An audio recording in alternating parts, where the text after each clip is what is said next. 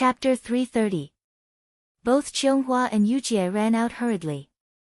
Qin Wanru asked several old maids at the door to help Shui Rulan to a small empty yard on one side. After she hid on the bed, Shui Rulan was still very awake. Her hands still tightly grasped Qin Wanru's wrist, but her face was as pale as snow. "Mother, you still have me and the little brother in your belly." Qin Wanru lowered her head, whispered in her ear, and looked at her firmly. "My belly hurts." Shui Rulan's pale forehead began to overflow with sweat, and she said with difficulty in a hoarse voice. "Mother, relax. It's okay. It will be fine. I have learned medical skills from Mingqiu Nun." Qin Wanru smiled and comforted her softly. "Close your eyes first, and you will be fine after a while. It will be fine." As she said, she reached out to rub the acupoints on Shui Rulan's forehead. While rubbing, she asked, "Mother, do you feel better now? Is it not so painful?" Her voice was gentle and her tone was gentle. She was not shocked at all and even had a smile on her face. This kind of feeling affected Shui Rulan's emotions. This feeling affected Shui Rulan's mood because although her belly still hurt faintly, it didn't seem to be so painful as before. "Mother, talk to me. Take deep breaths and stay calm." Seeing Shui Rulan's look relaxed, Qin Wanru heaved a sigh of relief in her heart. She reached out to pinch the acupoint on Shui Rulan's thumb, and then continued to say with a smile. That pair of eyes with a bit of coldness was hidden in a place where others couldn't see. The baby in Shui Rulan's belly was almost gone. Just a little bit more. In this life, she had been carefully protecting the baby in Shui Rulan's belly.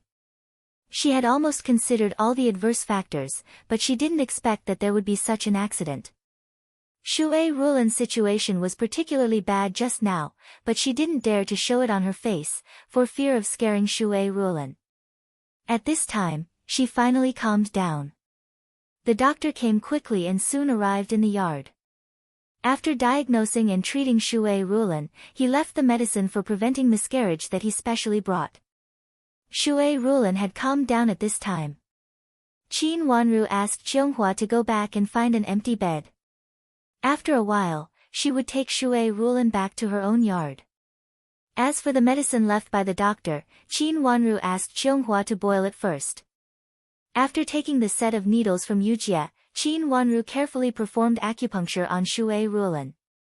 After the acupuncture, Shui Rulan fell asleep with a peaceful face.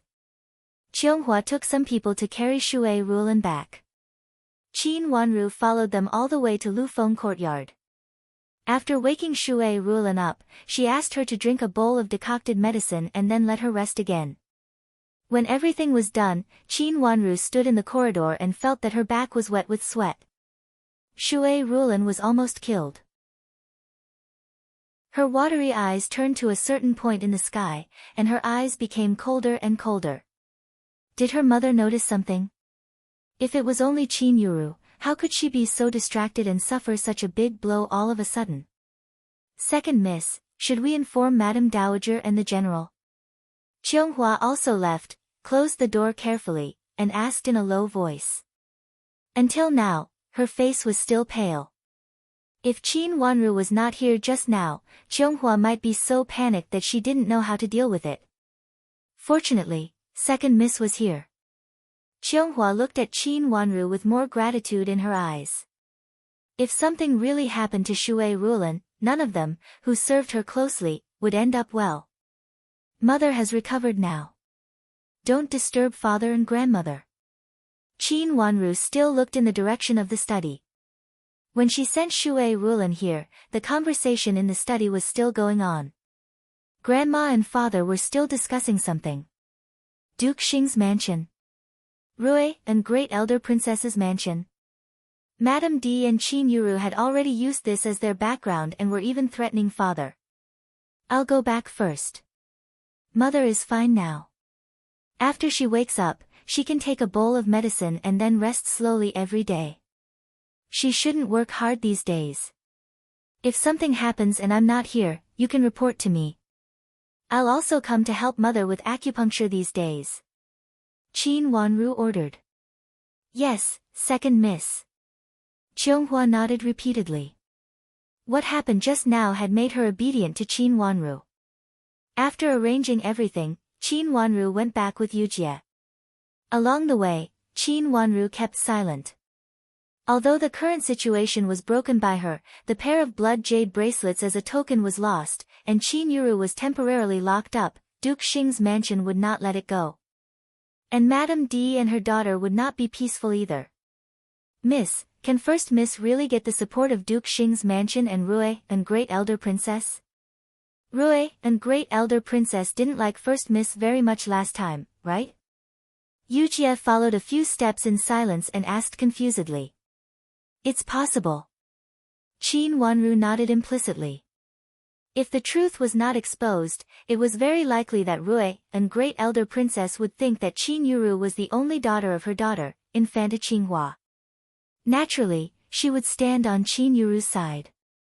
With the support of Duke Xing's mansion and Rui and Great Elder Princess, Qin Yuru and Madame D might stand at the same height in the last life. However, there was one thing she didn't understand. In the last life, Rui and Great Elder Princess didn't seem to recognize Qin Yuru, and Qin Yuru finally entered Duke Xing's mansion in the name of being liked by old Madame of Duke Xing's mansion. She didn't really recognize her ancestors. Was there anything else she didn't know? Rui and Great Elder Princess had lost her only daughter. How could she not recognize her only granddaughter? Unless Rui and Great Elder Princess did not approve of it. But why did Rui and Great Elder Princess not approve of it? Since old Madame of Duke Xing's mansion admitted it, why didn't Rui and Great Elder Princess admit it? He thought, does Rui and Great Elder Princess have some news? Miss, what should we do? Yujie said with lingering fear, if Madame D and First Miss get the upper hand, Second Miss and Madame Shui will suffer. Look at First Miss's fierce look today. I'm afraid that she wanted to eat you. Qin Yuru was really mad today, so she behaved abnormally. But it could also be seen that this idea had always existed in her heart, and Madame D had instilled this idea in her in the past. Then let her stay in the house for a few more days. Didn't my father say that she should learn etiquette before going out? Nanny Zheng should know what etiquette is the most important. Qin Wanru suddenly smiled, and her red lips were as beautiful as peach and plum. Yujie thought for a while, and her eyes lit up. She clapped her hands and said, yes, let Nanny Zheng talk to Nanny Huang. In fact, Nanny Huang is also responsible for this. She is First Miss's etiquette instructor. How could she teach First Miss like this? Qin Wanru smiled faintly and said nothing. Today, Qin Yuru was judged to be uneducated, behaving abnormally, and losing the decency of a miss from an aristocratic family. This judgment was actually promising. It sounded very loose and not a big deal. She just needed to be educated well. But if the etiquette instructor thought that she had not learned etiquette well, Qin Yuru could still be locked up for a period of time. Qin Wanru did not expect that Qin Yuru would be locked up forever. She was now Qin Huayong's only daughter, Di Yan's fiancée, and what she had said before. It was destined that Qin Yuru could not be supervised all the time. But at least it could prolong the time, making them feel that they would be locked up forever, and they would definitely do something desperate. Qin Huayong did not say how long Qin Yuru would be locked up. Of course, his purpose was not to be locked up for a long time, but sometimes it could be understood as being locked up forever. If she did not mess up, she could let them mess up. If she started a few fires, it would be more messy, and her origin could be uncovered slowly. Her fingers unconsciously stroked a letter in her cuff. The letter that Chu Luchen specially asked Xiao Xuanzi to send to her must not be a simple letter. Mother, what do you think of this matter? Seeing everyone leave, Qin Huayong reached out to rub the area between his eyebrows and said, this is the bracelet sent by old Madame of Duke Xing's mansion. No matter what, it is our mansion's fault that it is broken now. If Duke Xing's mansion makes a fuss about this matter, I am afraid that Yuru will be reprimanded and her reputation will be affected.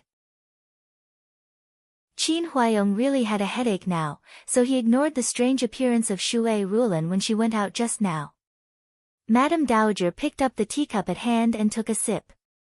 She raised her head with gloomy eyes and said with a somewhat serious face, "Yonger, do you still protect Yuru now?" "Mother, why do you say so?" "Yuru did do something wrong and was indeed misled by Madame D. But no matter what she did not do, she is my only child." What do you want me to do?"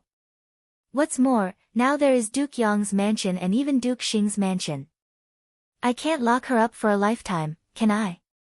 Qin Huayong sighed helplessly and frowned. He stood up, walked out of the desk, walked to Madame Dowager and bowed deeply. "Mother, I apologize for what Yuru said before. I will never forget how you brought me up, how you took me away after my father passed away, and how you raised me up." His words were extremely sad, and the eyes of such a determined person turned red involuntarily. During those days, mother and son depended on each other. But for fear of being involved in what happened at that time, Madame Dowager basically did not go out and only hired someone to educate Qin Huayong at home. Speaking of this, both mother and son felt very sad. "Yonger, it's not your fault." Madame Dowager's eyes also turned red. She reached out to pat Qin Huayong's hand and said in a choked voice, "Mother, I know it's all Madame D's fault. I shouldn't have married Madame D at that time. But Yuru is my daughter after all, and she is going to marry Duke Yong's mansion. I can't just lock her up for a lifetime." Qin Huayong looked at Madame Dowager and said sincerely, "I see. Then we will do as you said and educate her well. In the future, when she educates her well, we will talk about it." Madame Dowager nodded. Even though she raised Qin Huayong, she could not say that she had to punish Qin Yuru at this time. Chapter 331. Tell me, why does old Madame of Duke Xing's mansion value Yuru so much? I heard that old Madame has not been in charge of the family affairs for many years. She even doesn't go out to meet some relatives. Why does she suddenly like Yuru so much that she even surpassed Miss Qi at the banquet of Madame of Duke Xing's mansion to recognize her daughter? Madame Dowager didn't answer Qin Huayong's words, but looked up at him. Her gaze made Qin Huayong quite uncomfortable. He turned his head and coughed in a low voice, then turned around and said, "Mother, I don't know why Yuru is interested in Duke Xing's mansion. Old Madame of Duke Xing's mansion is jealous. Maybe it's a coincidence. I didn't go to Duke Xing's mansion today, so I still don't know what happened." Is it really good for Yuru's reputation that she changed her age? Doesn't the first young master of Qi's mansion know it? Aren't you afraid that he will be angry and reveal all the things that happened in Jiangzhou? In this way, the loss outweighs the gain, right? Madame Dowager's voice became lower and lower. She looked at Qin Huayong with no joy or anger in her eyes, but only coldness. "Mother, Qi Tianyu won't say it. I have already talked with him. Our mansion is sorry for what happened to Yuru, but it is not irreparable. It is actually old Madame of Duke Yong's mansion's idea to say that Yuru is 2 years younger. I don't think Di Yan said anything, but Duke Yong's mansion said that it is good for them to get married 2 years later." "Madame D," Qin Huayong stopped as if he wanted to say something. "How about Madame D?" Madame Dowager's attention was attracted. "Madame D is so improper, and now she has such a reputation. She always occupies the position of my legal wife. When my colleagues talk about her, I always feel ashamed." Qin Huayong let out a sigh, and he looked slightly dispirited. Madame Dowager's hand trembled and hit the teacup beside her, but she didn't care about the pain at this time. She was so shocked that she lowered her voice and said, "Do you want to, Mother, you misunderstood me." "How could I think so? I just said that I don't plan to let Madame D come out anymore because of her current condition, but I'm afraid that Duke Yong's mansion will make a fuss about it. Now that Duke Yong's mansion has spoken about Yuru, just do as they say. At least they can't say anything about Madame D." Qin Huayong said. Madame Dowager naturally understood what he meant. He was using Qin Yuru and Madame D to make a deal with Duke Yong's mansion. Since Duke Yong's mansion had intervened in Qin Yuru's affairs, they could not interfere in Madame D's affairs. Moreover, Qin Huayong did not divorce Madame D, nor did he mistreat her. He just asked her to come out, which was really embarrassing. In Jingxin Monastery in Jiangzhou, Madame D's crime of hurting Qin Wanru had been mostly confirmed. Besides, with the testimony of the young Madame of Duke Yangxiu and the testimony of the coachman, if Madame D was released, Duke Yong's mansion would also lose face. After all, this vicious woman was also the daughter of Duke Yong's mansion. From this point of view, Qin Yuru was much better. At least her reputation was not out of control. But I can't just lock him up in the backyard, can I? If he's always locked up like this. The old mistress said hesitantly. Of course, we can't lock her up in the mansion all the time. After things settle down for a while, send Madame D away and find a nunnery for her to pray for blessings. Qin Huayong explained. Will Duke Yong's mansion agree? The old mistress thought this was not feasible. The old Madame of Duke Yong's mansion doted on Madame D very much. How could she watch Madame D fall into such a situation? Qin Huayong hesitated for a moment and seemed to find it difficult to say. But after thinking for a while, he still said, Mother, I have an idea. I don't know if it's feasible. What? The old mistress asked. Secretly send Madame D back to Duke Yong's mansion. What do you think? Qin Huayong said implicitly. The old mistress didn't understand his words. She looked at Qin Huayong with her dizzy eyes and motioned him to continue. That is to send Madame D back to Duke Yong's mansion. But we won't say that we have divorced her. We just let her live in Duke Yong's mansion from then on, so that old Madame of Duke Yong's mansion won't forgive her. Qin Huayong explained. The old mistress fell silent. She frowned and looked at the ground. She understood Qin Huayong's words. On the surface, Madame D was still the legal Madame of Qin's mansion. But because of her vicious nature, it was said that she was sent to the nunnery to rest and pray for her two daughters. But in fact, she was sent back to Duke Yong's mansion. In this way, at least the old Madame, who doted on her daughter, wouldn't make trouble. As for Duke Yong's mansion, Madame D was secretly sent to their mansion, so it was inconvenient for others to know. After all, Madame D's reputation was too bad now. With such a reputation, if Duke Yong's mansion didn't protect her, she would basically be divorced. How could they keep the position of legal Madame for the sake of Duke Yong's mansion's dignity? If you send Madame D back to Duke Yong's mansion, what about Yuru? After a long while, the old mistress raised her head and asked. Yuru will naturally be raised by you. Although you are not in good health, I still want to trouble you to educate her. She has been misguided by her mother. Now she can stay for 2 more years. She can be taken care of by you for 2 more years and be educated by etiquette instructors for a longer time. In this way, she won't cause trouble like Madame D in the future. Qin Huayong looked at the old mistress expectantly. He suddenly stood up, lifted his robe, and knelt in front of the old mistress. Mother, please grant me this wish. Yong, get up. I promise you. I am afraid that Madame D is not willing to do this, and Yuru will also make trouble. The old mistress sighed and reached out to pull Qin Huayong. Qin Huayong stood up with her hand and still sat on the chair beside her. Mother, don't worry. I will deal with this matter. I will not do it all at once. There must be a process of communicating with Duke Yong's mansion.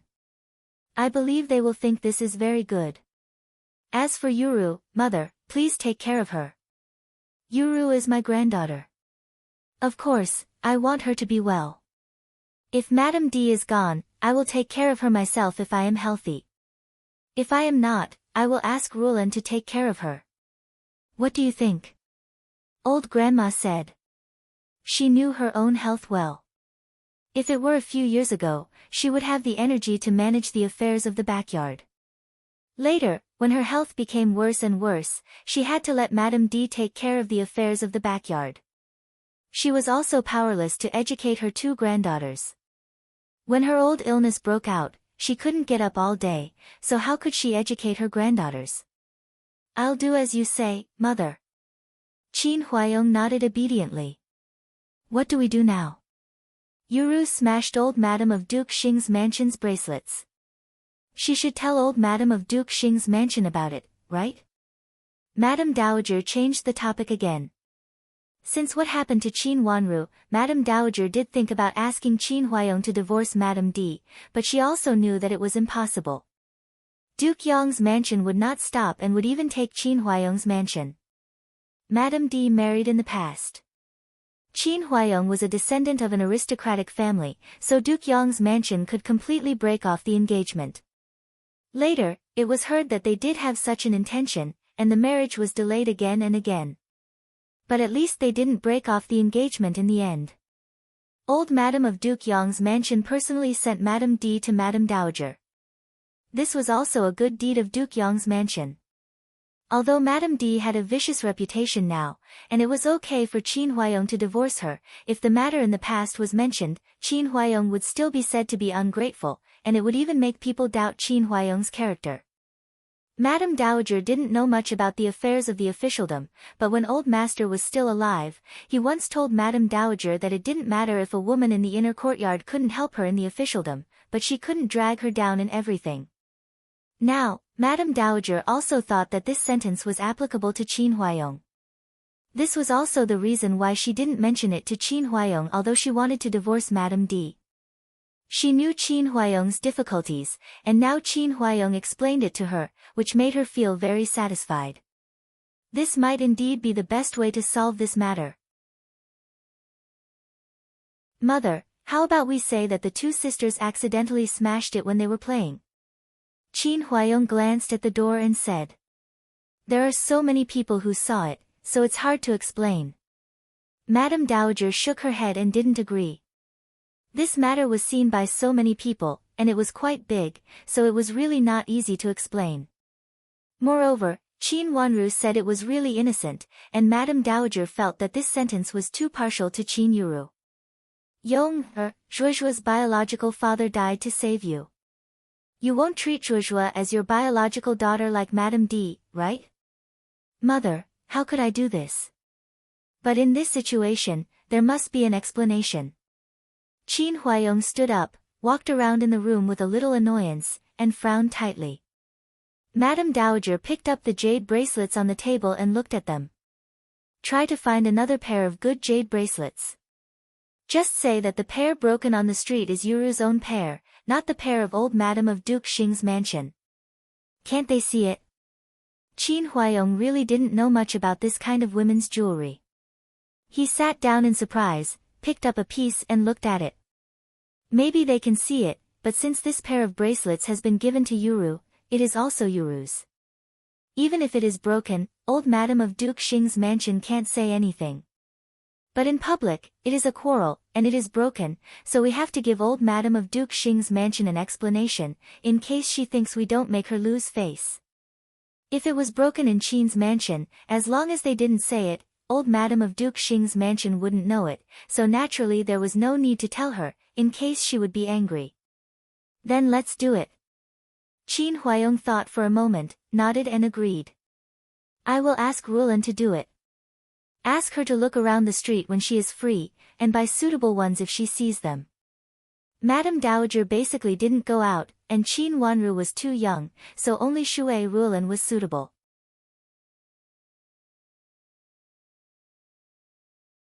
Chapter 332.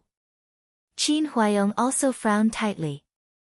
After a long while, he said, just say that Yuru has encountered evil spirits and has been avoiding them in the mansion recently. This is the only way. Madame Dowager nodded and said helplessly, do you want to send someone to drive away the evil spirits in the mansion again? That's not necessary. Qin Yuru had a bad reputation. Fortunately, Di Yan also had a bad reputation. In addition, Duke Yong's mansion was Madame D's maiden home, so this marriage would not be broken off. This was also a blessing in misfortune. Since the matter was settled, Qin Huayong sent Madame Dowager to the door of the room. Madame Dowager, Madame Shui is not well.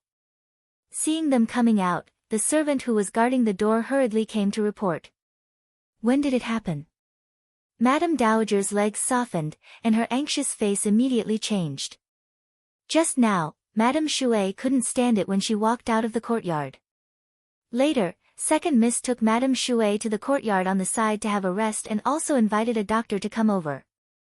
Madame Shui was finally carried away. The servant reported with sweat all over his head. At that time, he saw that the situation was not good and wanted to help, but was refused by Qianghua. Mother, I'll go and have a look first. Qin Huayong strode out, and he was really anxious. He was really looking forward to the child in Shui Rulan's belly. Okay, go quickly, I'll be right there. Madame Dowager answered repeatedly. Qin Huayong went out of the courtyard with a servant and went to the Chuehua gate. When he just arrived at the Chuehua gate, a servant girl suddenly bumped out from the side. Because she was frightened, she staggered a few steps and happened to fall at his feet. General. She raised her delicate face and immediately called out when she saw clearly that it was Qin Huayong in front of her. Qin Huayong glanced at the beautiful and different face of the servant girl. His eyes darkened, but he didn't stop. He made a turn and strode away. The servant walked behind him and recognized that this servant girl was the servant girl named Huang Rui in front of Madame D. With a trace of sarcasm on his face, he also bypassed her and strode away. Although he had never seen this kind of trick in the general's mansion, he had heard of it. It was said that it was usually a trap to hook up with the male master. The servant girl of Madame D looked like an ordinary girl from a good family. She was actually a frivolous girl who wanted to hook up with the master, unlike other servant girls who were humble. Their general was extremely anxious now, so how could he have the time to pay attention to this servant girl? As if they didn't see the servant girl, they both bypassed her and ignored Huang Rui. Huang Rui looked at Qin Huayong's back in disbelief. She really couldn't believe that she couldn't make Qin Huayong stop even a little with her current appearance. The nanny who had taught her in the past had said that men would take pity on her in this state. Why didn't the general even look at her? Miss Huang Rui, get up quickly. The ground is very cold. In winter, a delicate girl like you will hurt her health. The old maid guarding the Chuehua gate looked at Huang Rui with a smile and came over to pull her up. Huang Rui's face turned red. Although the old maid didn't laugh at her, she obviously knew something from her look.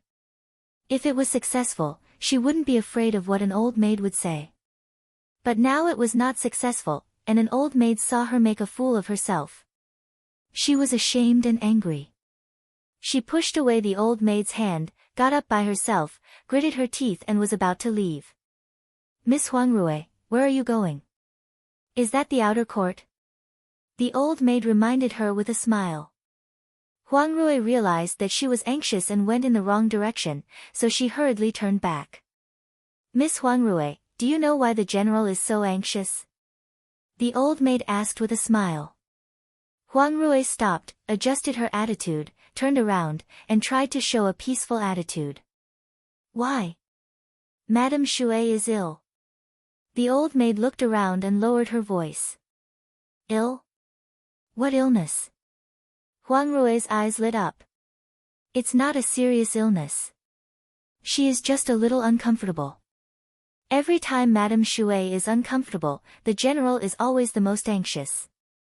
The old maid whispered and pointed in the direction of Shui Rulan's courtyard. Now Madame Shui is the most important person in the general's heart. At this time, the general can't make Madame Shui angry. She is the future young master. The old maid's voice became lower and lower, and she reached out to touch her belly. Seeing Huang Rui's thoughtful look, the old maid got closer and said, if it is a young master, he is the only heir of the mansion. The first miss born by Madame D is a woman. She can't be compared with him. Will Madame Shui really give birth to a young master? Huang Rui bit her lip and couldn't help asking. Probably. It's said that someone has seen it. Now the general is more careful. If anything happens to Madame Shui, anyone who runs into her will die. The old maid said cautiously and confidently, Miss Huang Rui, don't run into her at this time. If you die, you don't even know how you die. We'll be killed. Huang Rui's face, which was still red just now, immediately turned pale, and her voice trembled.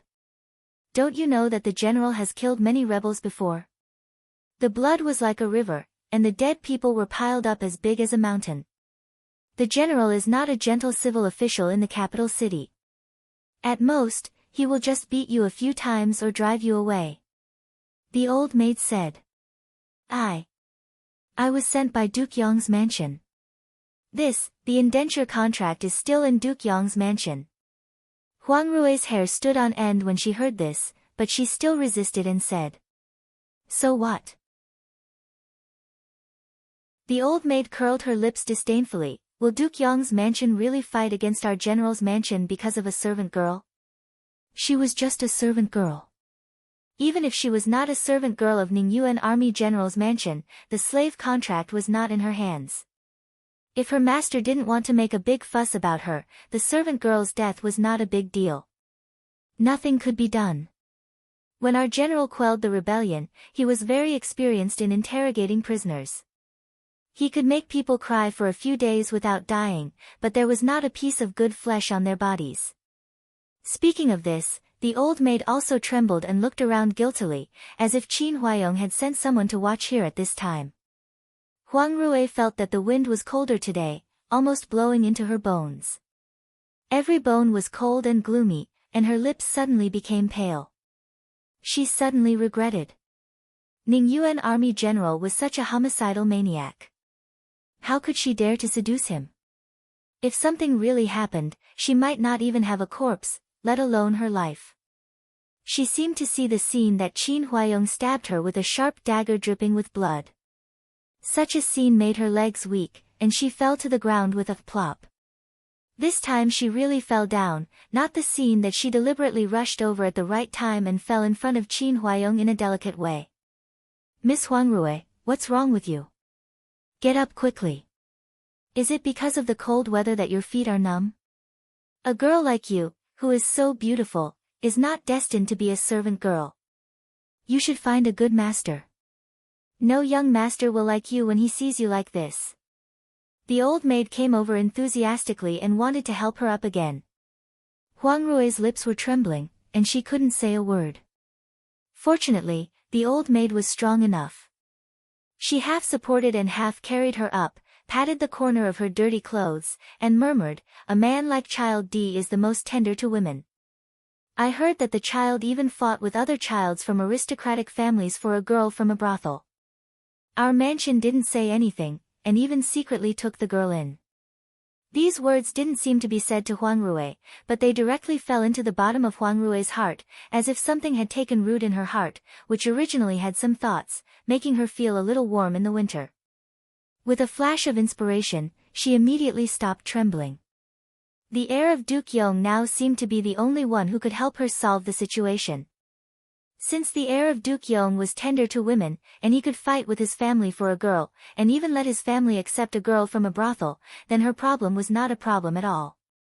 The contract was in the hands of old Madam of Duke Yong's mansion. Would old Madam embarrass her grandson? Thinking of this, Huang Rui regained her strength and stood firm with the old maid's hand. Suddenly, she remembered something she had heard before and asked in a gossiping manner, "I heard that the first miss can't marry Child D for the time being?" The old maid smiled. "It's not like that. I don't know why the first miss and Madam D are so assured. If Child D gives birth to a son in these 2 years, he will be the eldest son. This eldest son is different from other children, and he can even inherit Duke Yong's mansion." The old maid said with a smile. The eldest son, even the eldest son of a concubine, was different for a family. If the general had no legitimate son, the eldest son of a concubine would be the heir. Thinking of this, Huang Rui's heart became hot. Compared with the dead end of Ningyuan army general, this was not only a way to live, but also a bright road. As long as the plan was right, this matter was simply easy. Huang Rui was moved. Why didn't she think of it before? In the past, although she belonged to Duke Yong's mansion, she was not in Duke Yong's mansion. There were only some girls of the same age around her, and the teachers were a few old maids.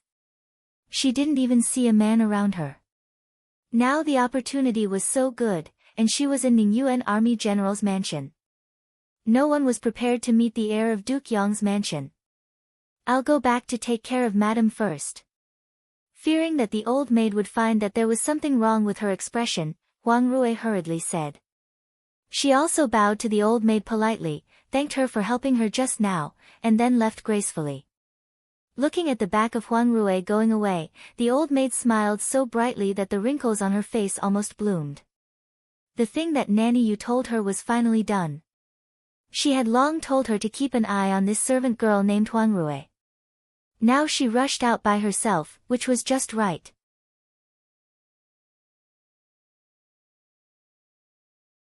Chapter 333. Huang Rui hurried back to Madame D's Yulan pavilion. After entering the door, she smiled at the two inferior old maids guarding the door and said, "Nannies, I just went to get some ginseng for Madam, which was sent by Duke Yong's mansion before for Madam to nurse her body."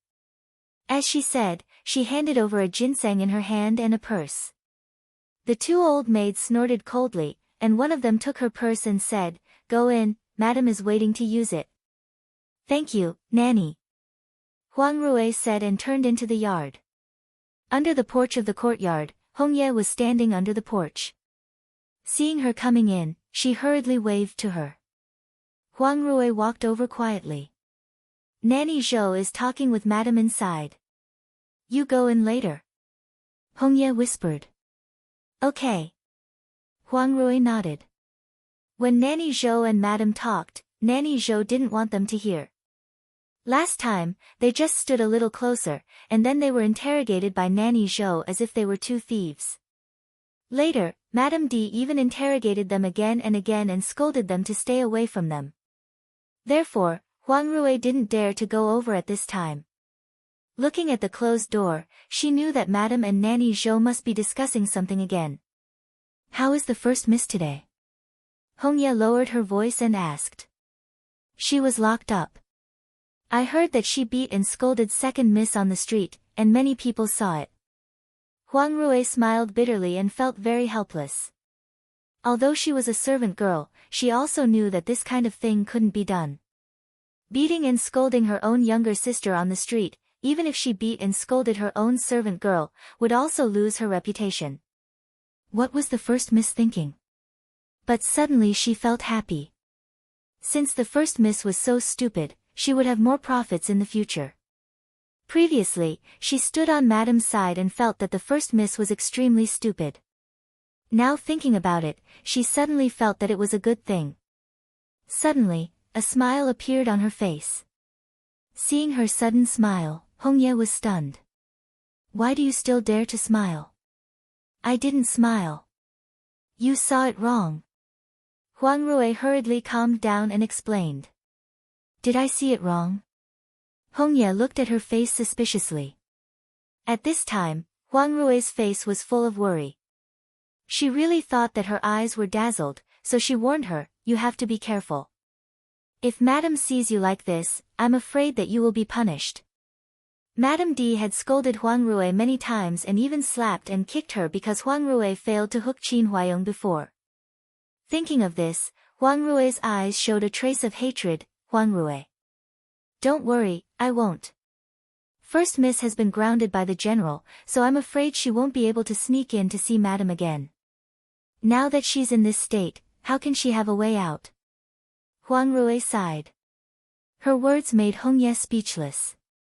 She looked at another slim figure in the yard and was speechless for a while. That was Qing Shui, who had also been sent here. She was supposed to be a principal servant girl, but now she was working as a servant girl's assistant. Weren't the two of them the same? Qing said. Hua, S.D., Li, Qing, and S said, Madam, was, Madge. After a moment of silence, Hongye could not help but ask, have you been unable to meet the general? Huang Rui didn't tell the truth, I didn't meet them. There are so many people around the general. It's not easy to meet them. Besides, I can't always go out of Chuehua Gate. You'd better hurry up. When you leave, take me with you. I don't want to stay here forever. Red Leaf begged in a low voice. They had been with Madame D for a lifetime. Thinking of Madame D's somewhat crazy and ferocious eyes, they both felt a chill in their hearts and their backs. Originally, he thought that it was a good place, but now, he realized that it was clearly a fire pit. Huang Rui reached out to hold Hong Yi and said in a low voice, "If I go out, I will take you with me." "Okay, then I will serve you as a maid in the future." Hong Yi held Huang Rui's hand backhandedly and said sincerely. Hong Yi knew that Huang Rui's purpose of entering the mansion was to hook up with Ning Yuan army general, and she was just a cover. She could do the work of serving people, but the main thing was Huang Rui. If Huang Rui became a concubine, Hong Yi felt that it would be more promising to follow Huang Rui than to follow Madame D. Madame D was just an empty shell in Ning Yuan army general's mansion. Almost everyone knew that she had no hope, but she was still an empty shell. She looked good, but in fact, she had been eaten into her heart and was hollowed out. "Do you want to take her in as well?" Hong Yi raised her chin and pointed at Qing Shui who was working in the yard. In Hong Ye's view, she and Huang Rui were both outsiders. As soon as they entered Ning Yuan army general's mansion, they went directly to Yulan Pavilion and didn't know anything about the general's mansion. But Qing Shui was different. She was brought here from Jiangzhou, so she naturally knew everything in the mansion. "Let's take a look first." Huang Rui nodded and also thought that Qing Shui's choice was good. Both of them looked at Qing Shui, which made Qing Shui look up at them. The two of them nodded to Qing Shui with a kind smile, and Qing Shui also nodded slightly. Qing Shui now lived with Huang Rui. Except that Huang Rui gave Qing Shui a bad start at the beginning, she had been good to Qing Shui since then. Of course, her purpose was to take Qing Shui in. The door of the main room opened. Nanny Zhou came out with a sullen face and said loudly, "Huang Rui, you are back. Come here, Madam wants to see you." Huang Rui hurried forward and followed Nanny Zhou into the inner room. After a while, there came the sound of broken porcelain and Huang Rui's painful cry. Hong Yi shivered to one side and lowered her head. Knowing that First Miss had such a thing, how could Madam not be angry? The night was getting dark. The weather in winter got dark very early. Just after dinner, the outside could not be seen clearly, and only the whistling wind could be heard. Qin Wanru hadn't had dinner yet. Qin Wanru hadn't had her dinner yet. She just came back from outside with Yu Jie and Qing Yu. Chu Lu came over and lifted the curtain for her. She also helped her take off the light pink cloak with a circle of fox fur, revealing her delicate and beautiful face. Even if she just came back from outside, Qin Wanru's face was still very good. Her pink and tender little face was almost full of water. Her big bright eyes, under the fluttering of her long eyelashes, made people feel that they were more black and watery, revealing a kind of aura. Her delicate and beautiful lips were slightly raised, and it seemed that she was in a good mood. She walked slowly to the chair and sat down. Several servant girls took out the dinner from the basket and served the meal for her. The reason why she came back so late was that she went to see Shui Rulan, felt her pulse, and performed acupuncture on her. After confirming that Shui Rulan was indeed fine, Qin Wanru was relieved and came back. Since he knew about Shui Rulan's matter, Qin Huayong had been in Shui Rulan's Lufeng pavilion and didn't have time to have dinner just now. It could be seen that he was really anxious. The dinner was very simple, with 5 dishes and 1 soup. After Qin Wanru ate a little, she put it down. She didn't have much appetite because she liked something light. In the past, the dishes sent by the kitchen were mainly light. But today, 3 dishes seemed to be a little too rich, which was not the taste she liked in the past. "These dishes, what's wrong with them?" Qin Wanru wiped her face with a handkerchief and asked casually. "I heard that a new old maid has been changed. The previous one was dirty and was driven away," Chu Lu said. "She went to take the dinner, and naturally saw that the dishes might not be to Qin Wanru's taste, so she specially asked. Dirty? When was she driven away? Qin Wanru blinked her watery eyes and asked. It was found in the afternoon. I heard that all the dirty things were found, and then she was beaten by concubine Su and driven out. Chu Lu said. Although Shui Rulan was in charge, the two concubines were basically in charge. It was not a big deal that concubine Su asked someone to drive out an old maid in the kitchen. What's more, something happened to Shui Rulan today. Even if something happened, it would basically not be reported to Shui Rulan. Qin Huayong stayed by Shui Rulan's side and would not let her worry about such a trivial matter. Where did the new old maid come from? Hearing the words, this afternoon, Qin Wanru's eyes flashed twice, and she leaned back and said slowly. She was recommended by another old maid in the kitchen. She didn't cook before. After concubine Su asked her to come over, she tried it and felt it was good, so she stayed. Some of the dinner tonight was cooked by her. Chu Lu asked in detail. When Qin Wanru went to visit Shui Rulan before, she said that if anything happened today, she must pay more attention and ask carefully. Several people in Jifang Pavilion all knew that First Miss had an accident today, and then First Miss didn't make trouble, and Madame D was also quiet, which really made people feel suspicious. Both Madame D and First Miss were not the kind of people who would suffer losses. They had inquired about it before, and it was said that First Miss was learning the rules quietly. She even had a bowl on her head and stood there to practice standing posture. As for Madame D, she only said that she asked someone to take the ginseng and said that Madame D was bedridden and could not get up for a while. Go and find out about this old maid. Qin Wanru nodded, and there was a trace of deepness in her eyes. It was not a big deal to change an old maid. Today's dishes were also ordered by herself, and there was no mistake. The only difference was that her dishes tasted a little bit heavier, which was not what she liked. This small difference was really not a big deal, but she had an intuition that there was something wrong. Nanny, you had reported before that it was about what happened at Chuehua Gate. That Huang Rui went out of Yulan Pavilion today, and she must have known about Qin Yuru. With Madame D's temperament, she would not be so stubborn. Yes, miss, I will go and find out tomorrow. Qin Yu ordered. Standing up, Qin Wanru washed up. After that, she sat under the lamp and picked up a medical book to read after letting her hair down. The servant girls were all sent out, and the room was very quiet. Only the candle flickered occasionally and a flower jumped out. There was a whistling wind outside. The winter wind was always particularly loud at night, as if something was stirring, with a bit of whistling momentum.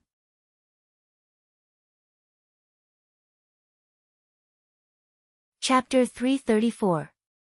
Looking at the slightly closed door and window, she felt scared.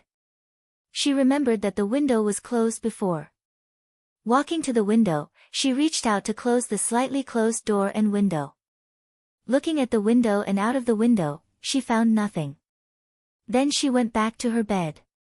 Her eyes fell on the letter in front of her. Thinking for a while, she picked up the letter, tore the envelope and pulled out the paper inside. After reading a few lines, she was shocked. She just glanced at it, but now she couldn't help reading it from the beginning to the end again. This time, even her breathing became rapid.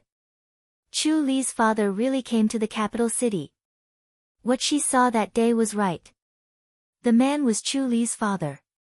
She thought that if she wanted to find Chu Li's father, she had to send someone to Jiangzhou. Qin Wanru was just a girl in the inner courtyard. How could she send someone to Jiangzhou? She didn't expect that Chu Luqian actually brought him to the capital city and now he was settled in a courtyard in the capital city. When she left Jiangzhou, she just sighed with emotion that Chu Li's father was a loyal servant.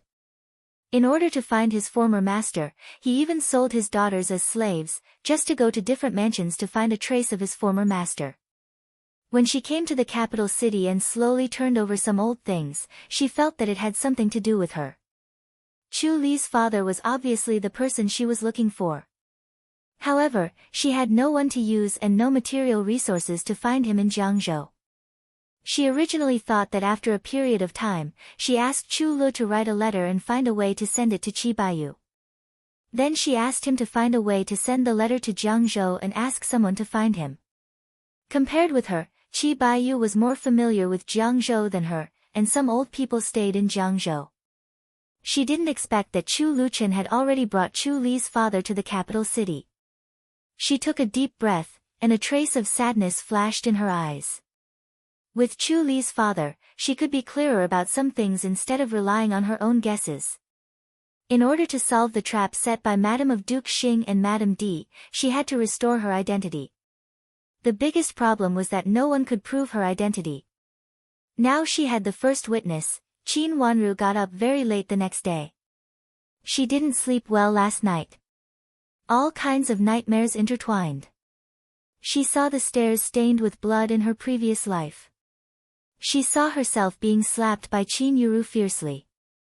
She then asked the servant girl to hold her head and kowtow to her heavily. She also saw Madame Dowager kowtowing to Madame of Duke Xing to beg for mercy. She didn't know when she fell asleep. When she woke up in the morning, she had a dull headache. She touched her head and sat up. Yu Jie, who was waiting outside, hurried over and lifted the gauze curtain for her. She bad-mouthed her in front of Madame Zhua of the Deputy Prime Minister and left some messy things to her. If she did a good job, she would have no merit. If she did a bad job, it was all her fault. She didn't know anything at that time, so she was really in a hurry and made mistakes. Fortunately, with Wen Shiqi's help, she slowly managed everything neatly. But later, Gu Shishu made things difficult for her and took back the power of being in charge. Yes, second miss. We don't dare to disturb Madam too much. The two concubines hurriedly said yes. Concubine Su, the old maid who cooked yesterday, was replaced. Qin Wanru smiled and looked at concubine Su, who greeted her respectfully. Qin Huayong's two concubines were not favored. In the last life, they had been living in the shadow of Madame Di and were respectful to Madame Di. Now Madame Di was locked up, they were also respectful to Shui Rulan and were extremely obedient and reasonable. Second miss, the old maid stole a bracelet of an old maid who worked with her. When she was found, the bracelet was still on her wrist secretly. I was going to report this matter to Madame and let Madame deal with it. But the general said that such a trivial matter should be dealt with by me. I thought it was not appropriate to keep the old maid, so I directly drove her out and temporarily hired another one. I heard that the dishes are not bad. If second miss doesn't like it, I will fire the old maid and choose another one. That's not necessary. I just feel that the taste is not right. Qin Wanru smiled slightly and said. If you don't like it, you can eat the food in my small kitchen. Ask them to make one more and send it to you. Shui Rulan coughed in a low voice and said softly. Mother, it's not necessary. The taste is not bad. It's just that the old maid changed and didn't adjust my taste at once. Qin Wanru explained carelessly. It seemed that she just said it casually. Concubine Su peeped at Qin Wanru's expression and was relieved. It seemed that second miss just said it casually. When she went to the kitchen later, she would instruct the new old maid to be more careful when cooking. Second miss had always eaten and used bland food. Concubine Su, who was in charge of the kitchen, naturally knew this. Seeing that Qin Wanru and Shui Rulan seemed to have something to say, the two concubines left tactfully and walked out together. When they were outside the courtyard, Concubine Dong asked in a low voice, "Is there anything wrong with the old maid in the kitchen?" Both of them were Qin Huayong's servant girls and they grew up together. Although they were not favored, they usually had a good relationship. They were also familiar with each other and would talk about some things in private. It should be that the taste of the dishes is different. Second miss can taste it. Concubine Su frowned and said while walking. Then, should we change someone else? Concubine Dong asked. I'll go to the kitchen to have a look. If it's really not good, we can change someone else. Second miss should be satisfied. Concubine Su thought for a while and said. She separated from Concubine Dong at the next intersection and hurried to the kitchen. Everyone in the mansion knew that Madame Shui and Second Miss were in charge now. Madame Shui trusted Second Miss very much, so they must not offend Second Miss. Seeing the two concubines leave, Shui Rulan waved her hand and other servant girls in the room also left. Even Xianghua pulled Yujie's hand and motioned her to leave with her. Yujie looked at Qin Wanru and Qin Wanru nodded silently. Yujie then left with Xianghua and closed the door for them when they walked to the door. She and Xianghua guarded the door on each side. The room became quiet. Shui Rulan sat up straight and reached out to hold Qin Wanru's hand. Looking at her delicate little face, she wanted to say something but stopped on second thought. Mother, just say what you want to say. Qin Wanru said with a smile. Her little face was snow-white and tender, which was very pleasing to the eye. Thinking that such a beautiful child should have both parents dead, Shui Rulan sighed. Now she could understand Madame Dowager's mood very well. Since she could not find her biological parents, then she should not tell her family background. At least she should let her know that she had parents and loved by relatives. She should not let her bear the pain of losing her biological parents at such a young age. But now Madame D and her daughter seemed to plot against Qin Wanru's family background, so she had to say it. Wanru, have you ever thought about finding your biological mother? Shui Rulan said euphemistically. Have you got any news about my mother? Do you know my family background? Qin Wanru fluttered her long eyelashes and asked excitedly. Yesterday, your grandmother said something about your family background.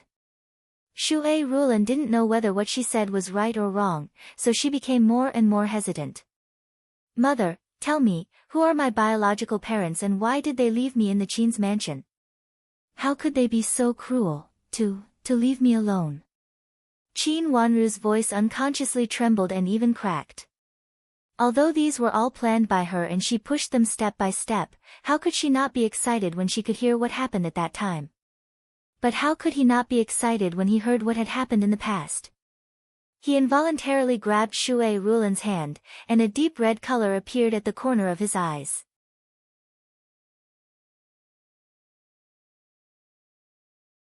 Chapter 335.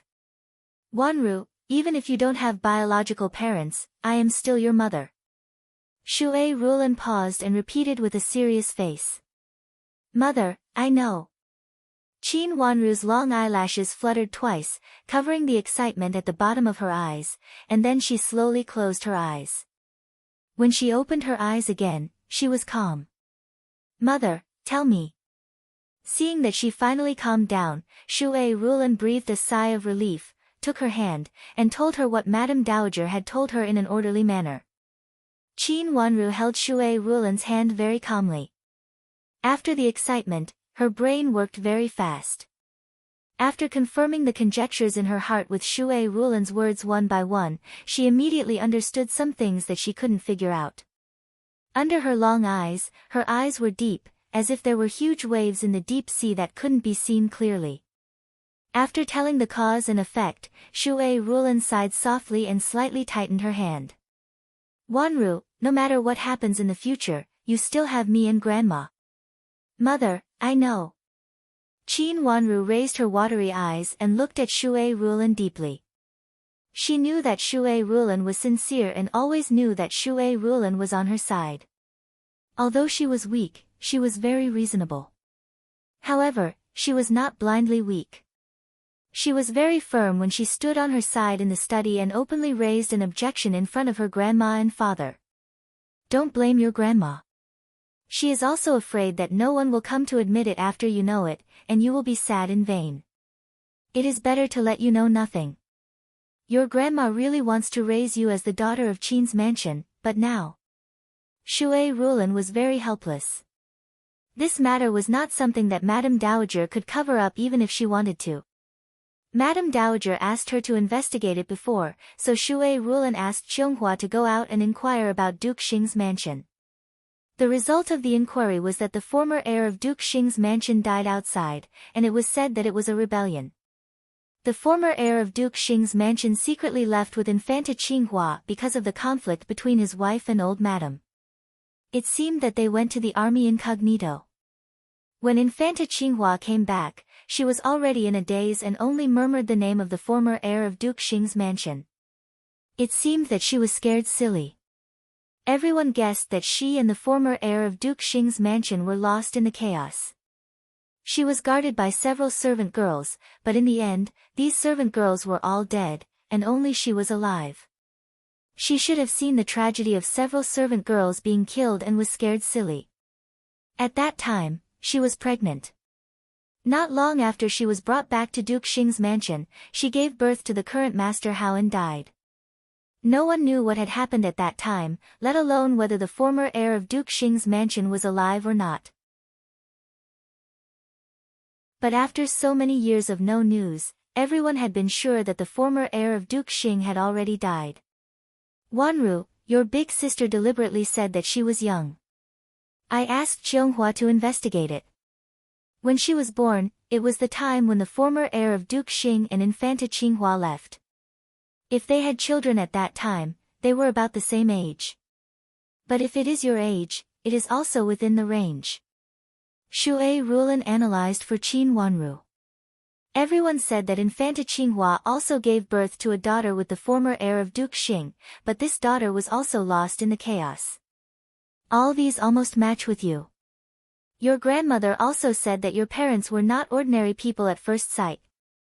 And the Fenghua glass cup was also found in your bag. Shui Rulan told Qin Wanru everything she had inquired about and what she could associate with in detail. Mother, I know what to do. Qin Wanru nodded and said softly. Shui Rulan sighed again in a low voice and said, Wanru, no matter what you want to do, I will support you. Mother, take care of the fetus at ease. Don't worry about things that don't need to worry about. I know what to do. Qin Wanru said with a smile. Since a corner of the truth had been revealed, let it be revealed, her grandmother would be her second witness. After coming out of Shui Rulan's courtyard, Qin Wanru went back to her courtyard first. She called Chu Lu, packed up what she needed, and walked out with Yujie and Chu Lu. She had already known that Qin Huayong asked her to find another pair of blood jade bracelets when she was in Shui Rulan's residence. It was inconvenient for Shui Rulan to move now, so Qin Wanru volunteered to do it for her. Unexpectedly, when she turned out of the path and walked to the main road leading to the outside, she saw Qi Tianyu also coming from the side path. That was old grandma's Xinning pavilion. Second Miss Qin. Seeing Qin Wanru, Qi Tianyu was stunned for a moment, and then he took 2 steps forward politely. The distance was well chosen. It was neither too close nor too far. Although they used to address each other differently, now Qin Wanru had grown up and had nothing to do with Qi's mansion, so they didn't address each other as before. Qin Wanru stood still and bowed to Qi Tianyu deeply. First young master of the Qi family. Where are you going in a hurry, second Miss Qin? Qi Tianyu stood still with a smile and a gentle look, just like the handsome child in her memory. He was also the kind and gentle brother Tianyu in Qin Wanru's childhood memory. However, things had changed, and they were no longer the siblings they used to be. Grandmother asked me to go out to buy something, but I don't know why first young master of the Qi family is here. Qin Wanru said lightly, with a clear but a little alienation in her eyes. Even though her hibiscus face was a little charming, this charm was contaminated with alienation and a kind of coldness that kept people thousands of miles away. Qin Wanru didn't think there was anything to talk about with Qi Tianyu. Didn't they say that they would fight to the death? Coincidentally, I'm going out too. Let's go together. Qi Tianyu suggested gently. I'm afraid I can't.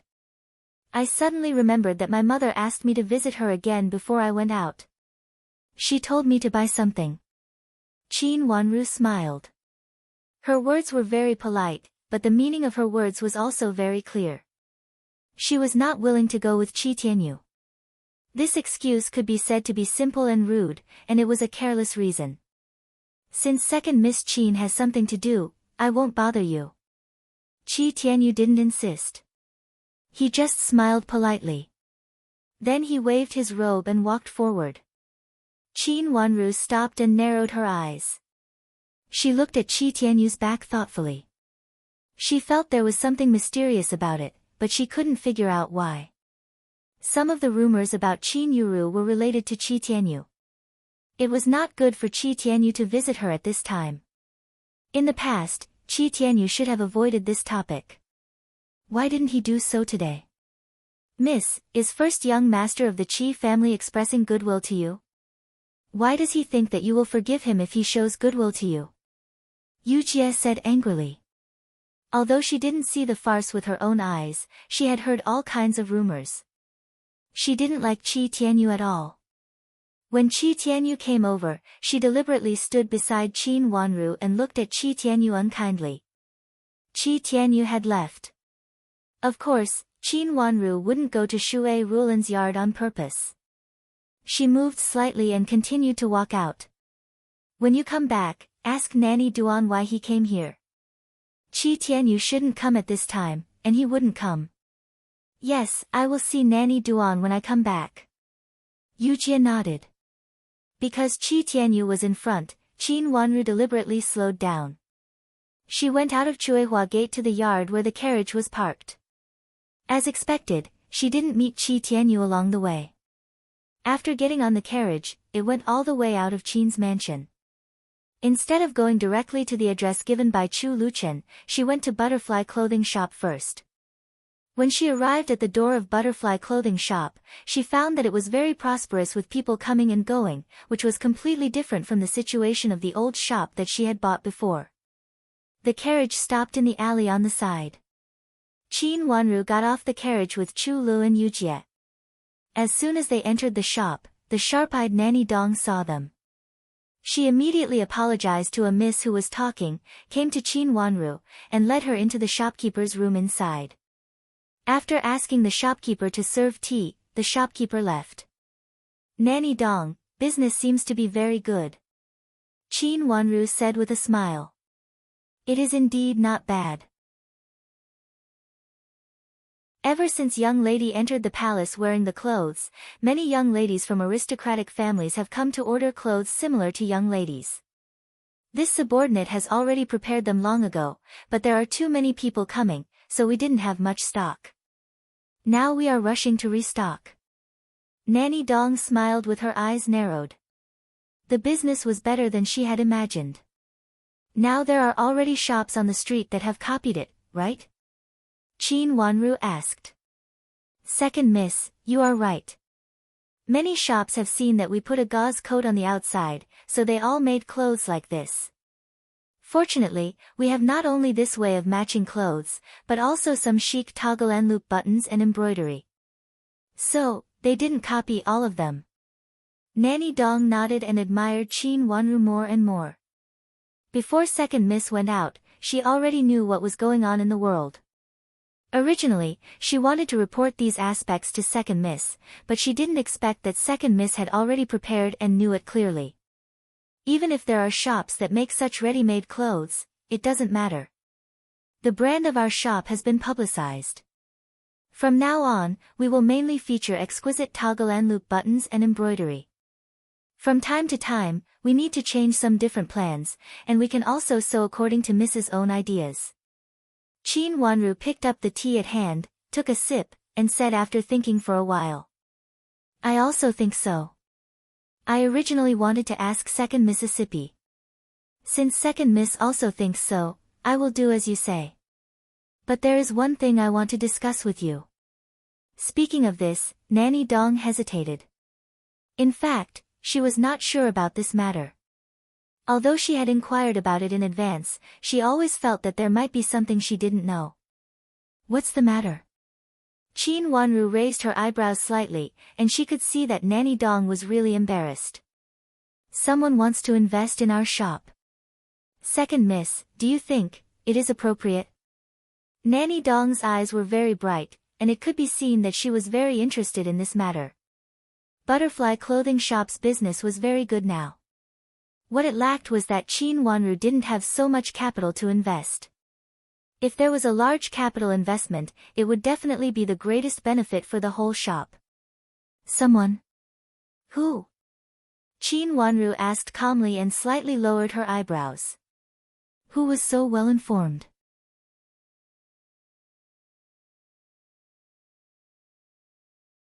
Chapter 336. Shop shares. The whole shop. Qin Wanru raised her eyebrows and asked in surprise. The so-called shop shares was to merge the previous shops. If it was the whole shop, then the whole shop would be merged together, and the income would also be shared with Butterfly Clothing Shop. But if it was not the whole shop, the income from the shares would still be incorporated into Butterfly Clothing Shop. This kind of thing was actually very rare.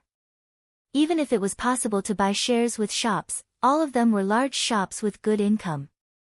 Although Butterfly Clothing Shop looked very good now, its shop was not big after all, and it had just gained a foothold in the capital city. No one knew how long this shop could last. Using the original shops in the capital city to buy shares. It was too risky and almost impossible to do it. It's the whole shop, and the shop is not small. I specially went to see it and asked someone to check the account.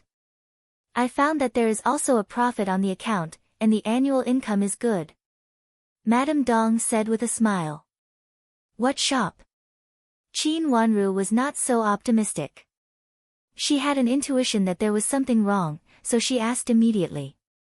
Fanglan Embroidery Shop is an old shop. They heard that we have good ways of making clothes here, and there are many beautiful ways of making clothes with embroidery and toggle and loop buttons. Their shopkeeper came to discuss with me and said that their old boss wants to use Fanglan Embroidery Shop as a share to offset half of the shares. Do you think it is feasible, second miss? Madame Dong asked. In fact, she really felt that she had gained a big advantage, but she also felt that this advantage was too big and a little weak. Originally, she wanted to go to the Qin's mansion to report this matter to Qin Wanru these days. Since Qin Wanru came today, it saved her a lot of trouble. The whole shop of Fanglan Embroidery Shop was bigger than Butterfly Clothing Shop, and it was also one of the few old shops in the capital city.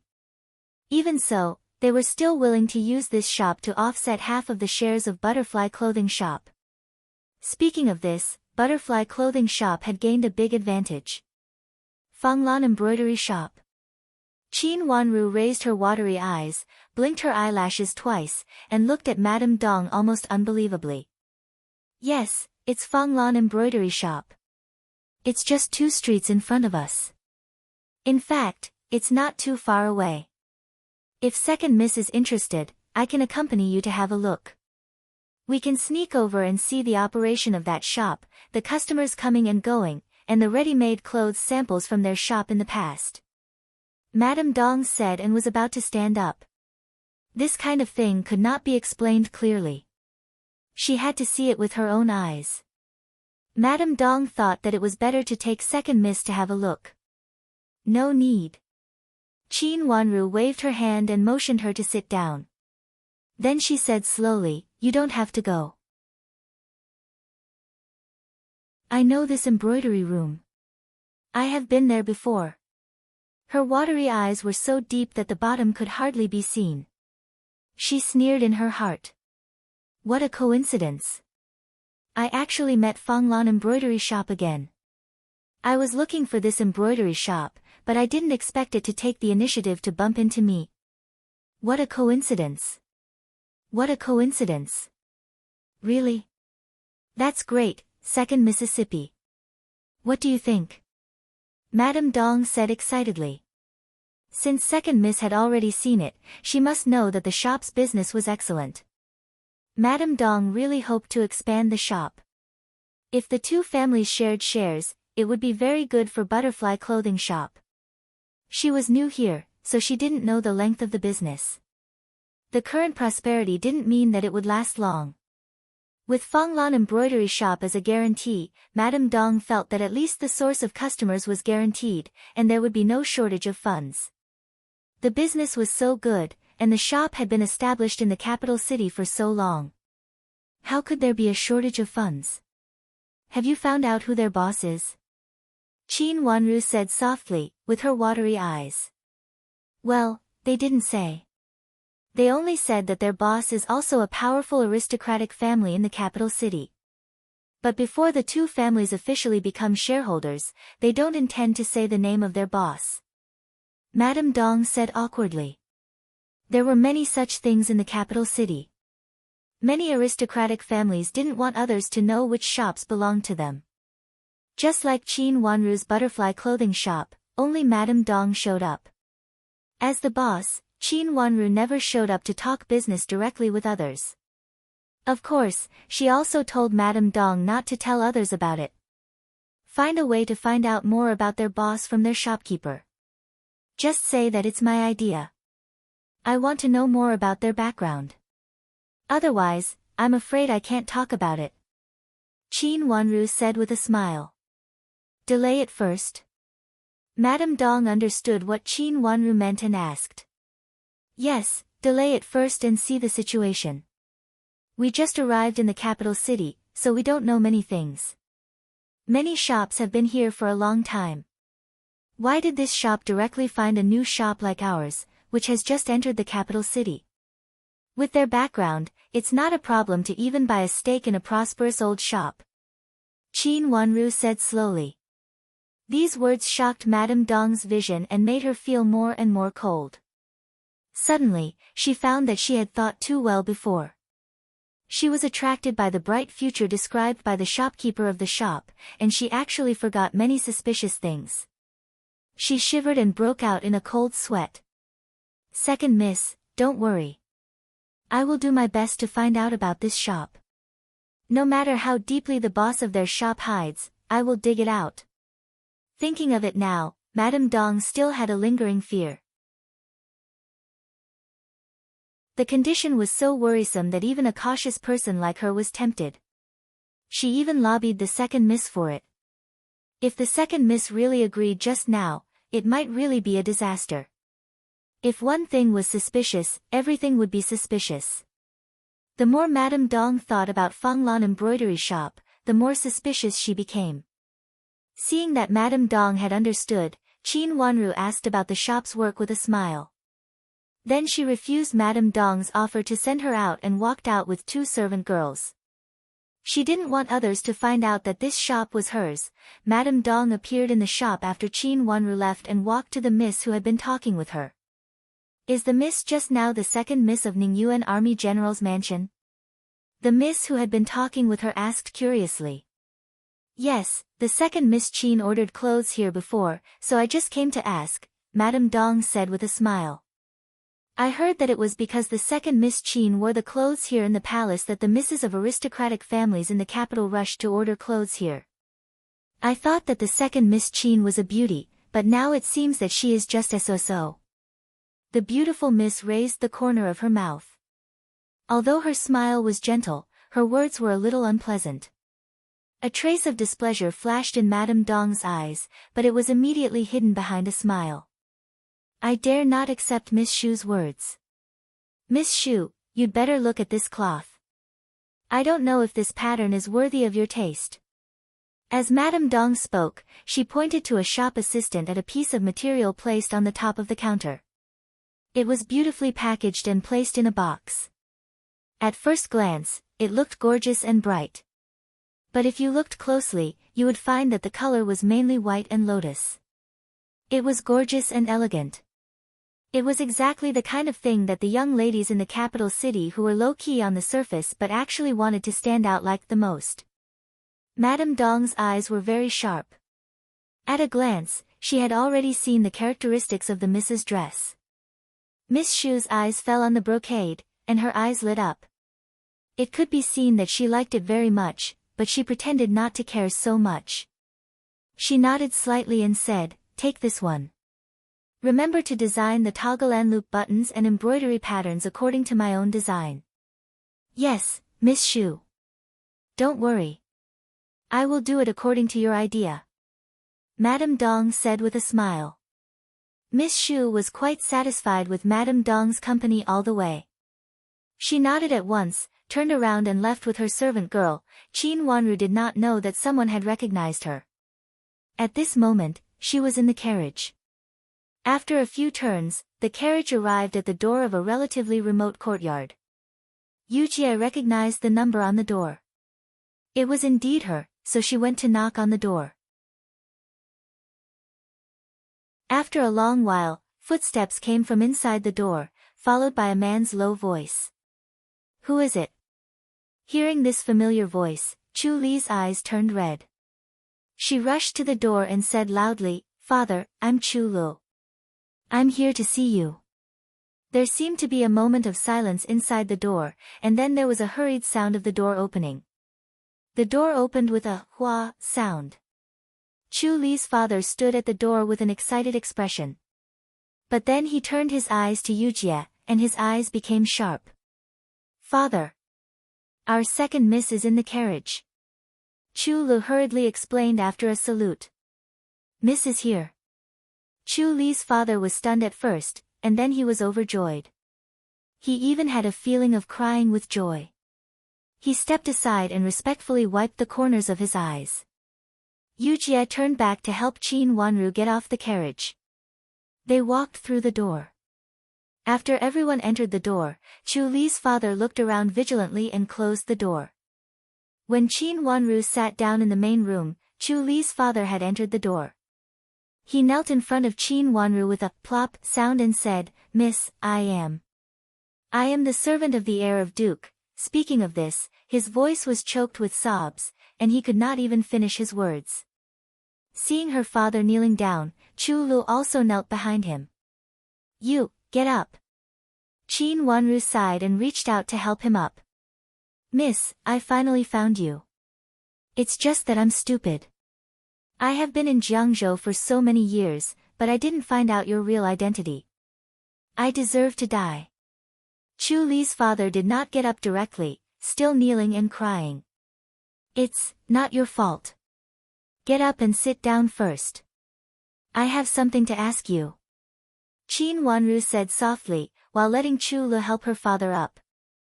Chu Lu got up and reached out to hold her father's hand to help him stand up. Qin Wanru motioned for him to sit aside, but he was unwilling to do so, so she could only let him. "How did you know my identity?" After he stood aside, Qin Wanru asked slowly, with a trace of coldness flashing at the bottom of her eyes.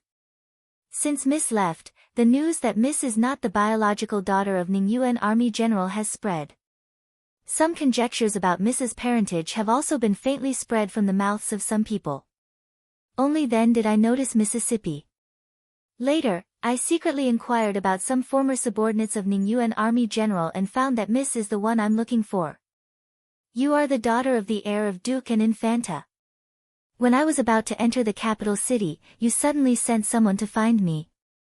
Then I followed her to the capital city, and have been waiting here for you." Chu Li's father wiped his tears and said. For so many years, he had not left Jiangzhou, because Jiangzhou was close to the border. It was said that most of the refugees had been transferred to Jiangzhou. He had been to many places to look for her, but he had never thought that the daughter of Ningyuan Army General was the one he was looking for.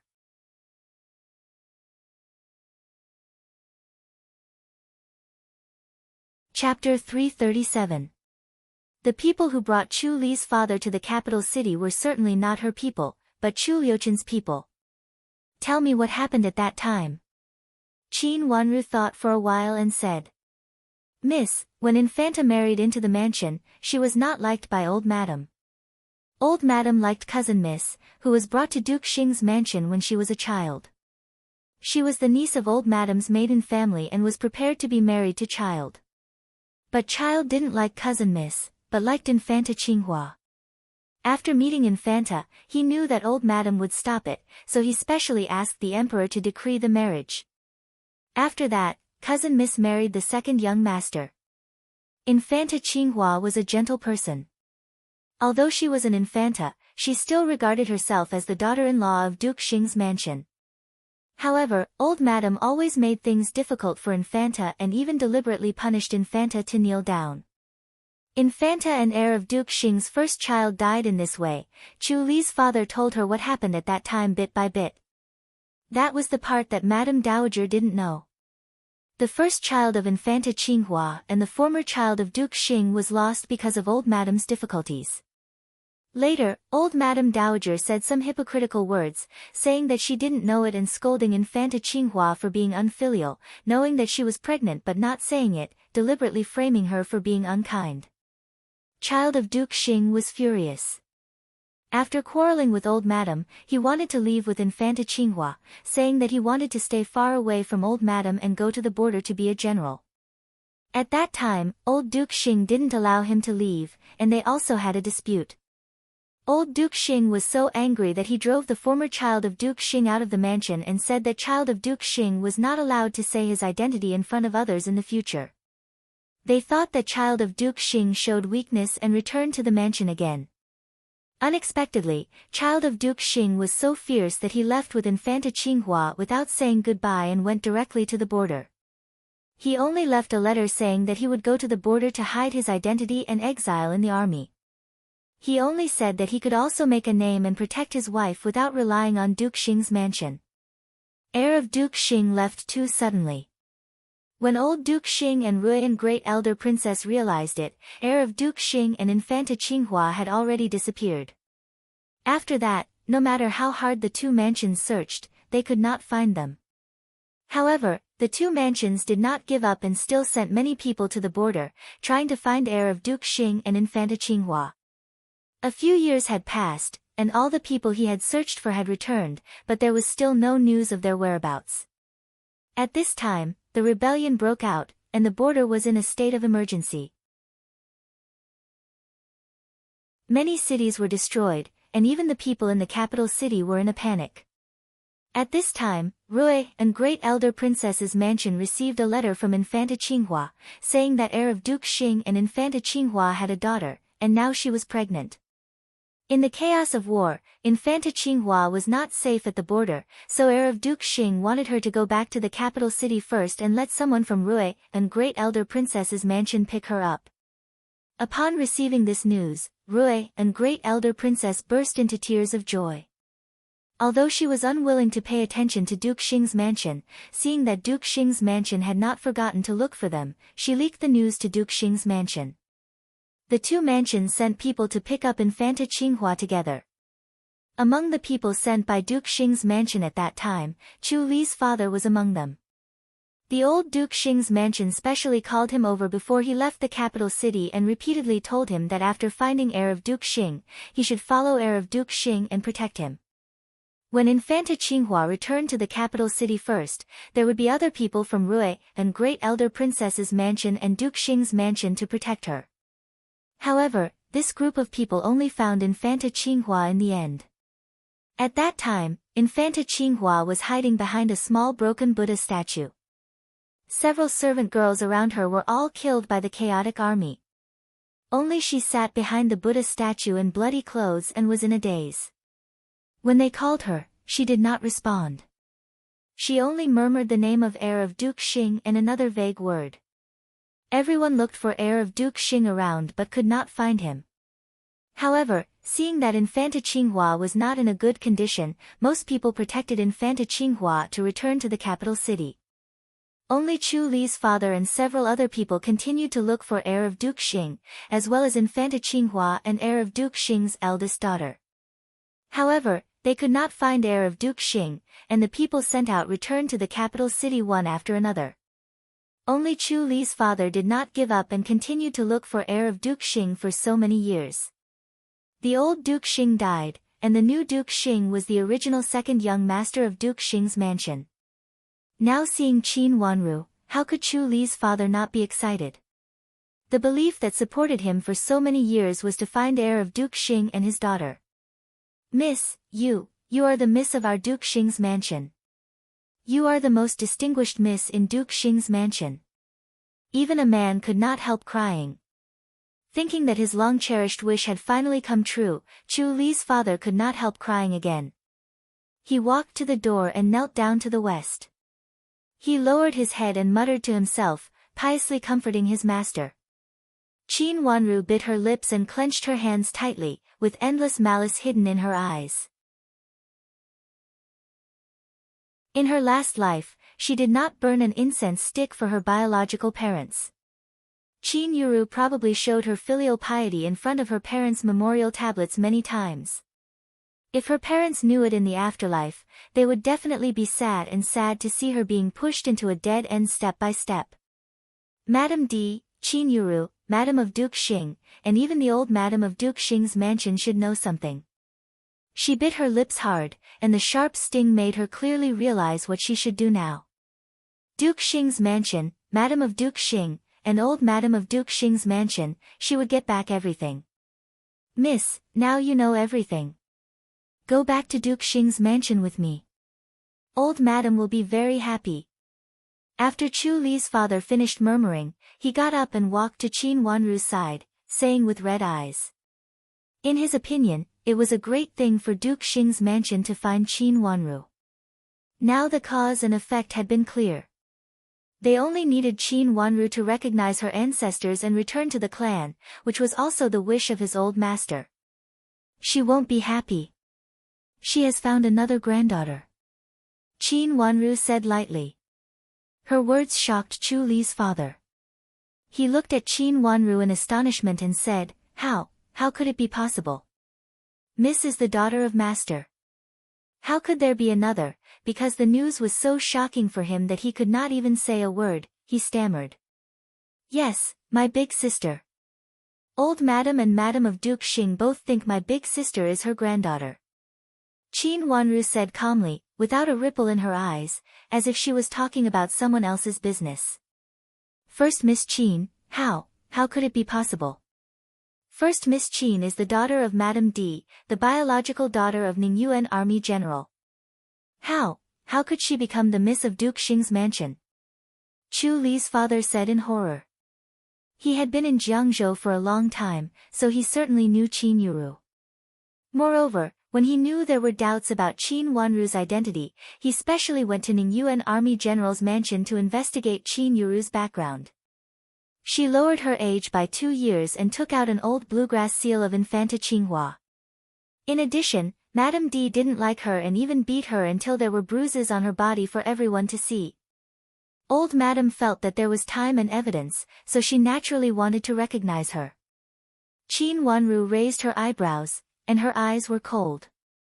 How could this be? This is wrong. It is impossible. Chu Li's father was so anxious when he heard that old Madame was going to recognize Qin Yuru. After pacing for 2 times, he suddenly stood still and said to Qin Wanru with a firm face, Miss, don't worry. I will go to Duke Xing's mansion and report to old Madame about you. I will definitely let old Madame acknowledge you to the world. Announce it to the world. Qin Wanru's long eyelashes fluttered twice, and there was a cold sharp light in her eyes. She sneered in her heart. In the last life, even if old Madame of Duke Xing's mansion recognized Qin Yuru as her granddaughter, she did not announce it to the world. She just showed her love for Qin Yuru. Duke Xing's mansion would not let the descendants of the deceased heir of Duke Xing's mansion become strong. It was good enough to give the identity of an unknown adopted daughter, and then show their favor. This was all the compensation of Duke Xing's mansion. Of course, this compensation had to be given to Qin Yuru, who was not Duke Xing's mansion. Otherwise, they would not be able to get past Madame of Duke Xing. Now she was 100% sure that Madame D and Qin Yuru wanted to pretend to be her. Although it was Madame D and Qin Yuru's idea, it must be part of Madame of Duke Xing's plan.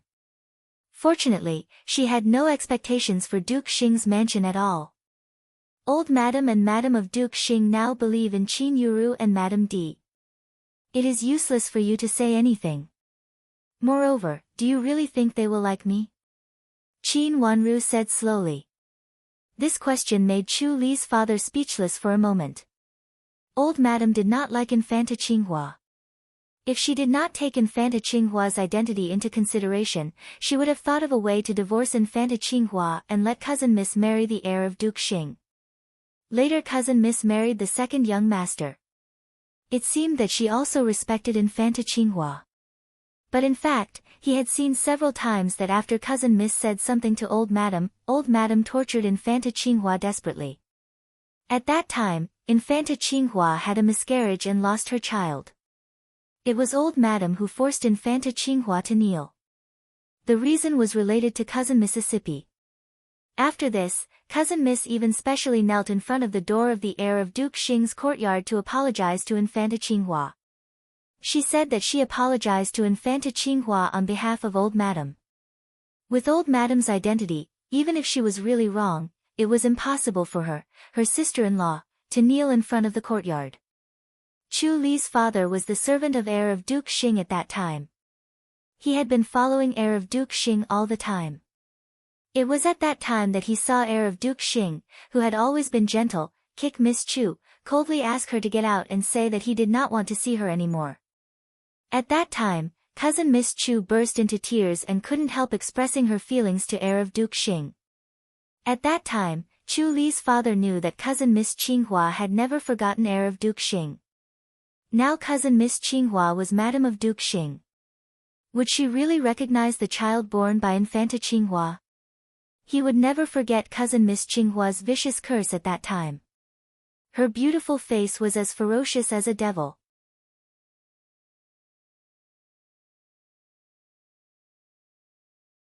Chapter 338.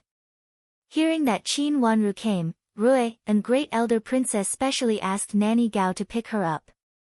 After arriving inside, Qin Wanru respectfully bowed to Rui, and Great Elder Princess, then she stepped aside, pointed to the person behind her, and said to Rui, and Great Elder Princess, "Great Elder Princess, do you know this person?" Rui, and Great Elder Princess raised her eyes and looked at the middle-aged man in front of her. She frowned. After so many years, she couldn't recognize him for a while. After looking him up and down for a few times, she shook her head. Nanny Gao on the side became excited and couldn't help asking in a trembling voice, Are you Xiao Huai?" Yes, I am Xiao Huai." "Nanny Gao, you still recognize me?" Xiao Huai, Chu Li's father, knelt in front of Rui, and Great Elder Princess, and said to Nanny Gao excitedly, "Xiao Huai." Rui, and Great Elder Princess evaluated this reputation, and suddenly her face changed. She suddenly stood up, walked to Xiao Huai in a few steps, and looked at his face carefully. Are you the Xiao Huai who follows your heir?" "Yes, Princess, I am. I am Xiao Huai. I have been looking for our heir for so many years and have never given up." Xiao Huai burst into tears. He had wandered for so many years and thought about finding the heir back every day, because he had a belief in his heart. Now that he knew that the heir had really passed away, how could he not be sad? He was the servant of heir of Duke Xing, and he had served heir of Duke Xing since he was a child. He had always been loyal to heir of Duke Xing, which was also an important reason why the old Duke Xing sent him to find him. "Have you found him?" Rui, and Great Elder Princess held back the tears in her eyes, said in a trembling voice, and looked at him expectantly. "Great Elder Princess, I didn't find the heir. The heir has passed away a long time ago." "Yes, after that rebellion." Xiao Huai started sobbing as he wiped his tears. Rui, and Great Elder Princess shook and almost fell down. Nanny Gao hurriedly reached out to help her and said in a choked voice, Princess, don't be too sad. This is what I guessed at the beginning. In fact, there had been no news for so many years, so everyone basically thought that the former heir of Duke Xing could not survive. But it was just a guess.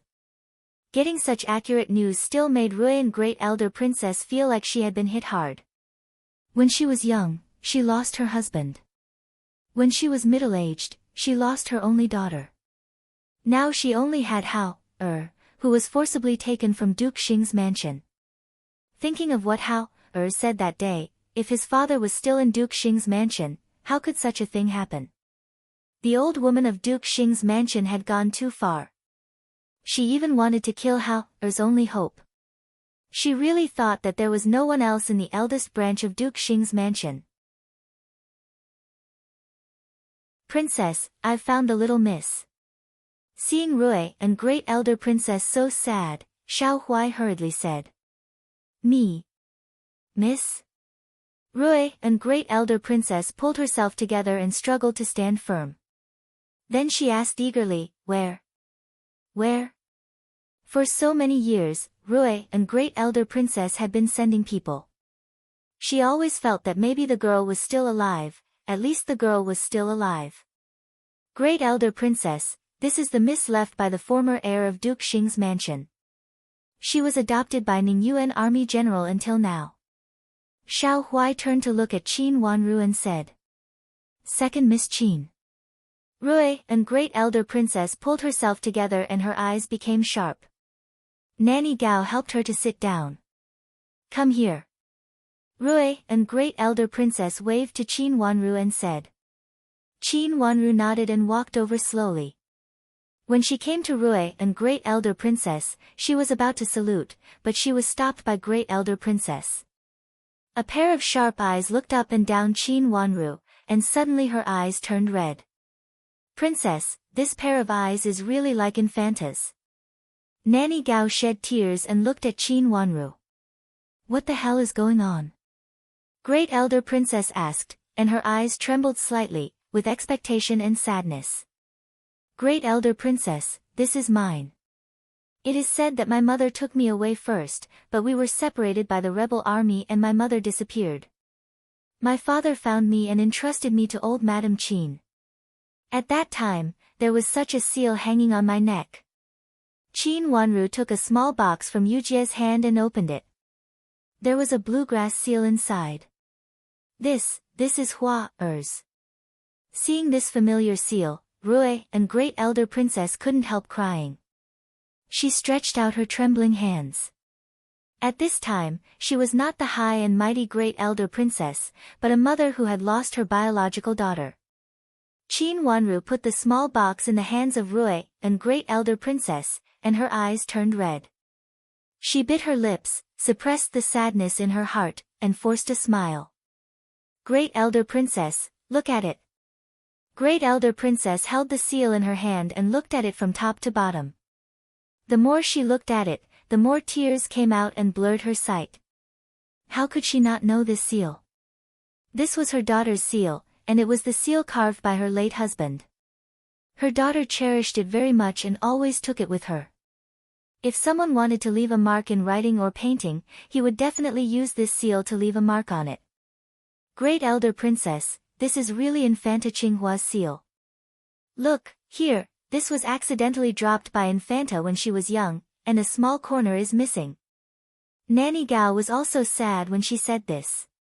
She cried and pointed to a small gap. Qin Wanru looked at it with blinking eyes. There was indeed a small gap on the corner of the seal. She had seen it before, but she didn't care about it. Unexpectedly, it was dropped by her biological mother when she was young. This is Qinghua's seal. Is there anything else? Rui and Great Elder Princess raised her head and looked at Qin Wanru expectantly. There is a Fenghua glazed cup. Qin Wanru thought for a moment and bit her lips. Where is it? Come on, show it to me. Rui and Great Elder Princess got excited and said hurriedly. Fenghua glazed cup is in the hands of Prince Chen. When I was in Jiangzhou, Prince Chen said that he wanted to find Fenghua glazed cup. He said that he heard that there was one in our mansion, and then it fell into the hands of Prince Chen. Qin Wanru said vaguely. Go, send someone to Prince Chen's mansion and bring the Fenghua glazed cup here. Rui and Great Elder Princess was so excited that she reached out to hold Qin Wanru and ordered Nanny Gao. Okay, Princess, I will send someone to Prince Chen's mansion right now. Nanny Gao said and was about to leave. But she was stopped by Qin Wanru. Great Elder Princess, Prince Chen is in the palace now. I am afraid that he is not in the mansion. Even if you send someone there, it is impossible to find him.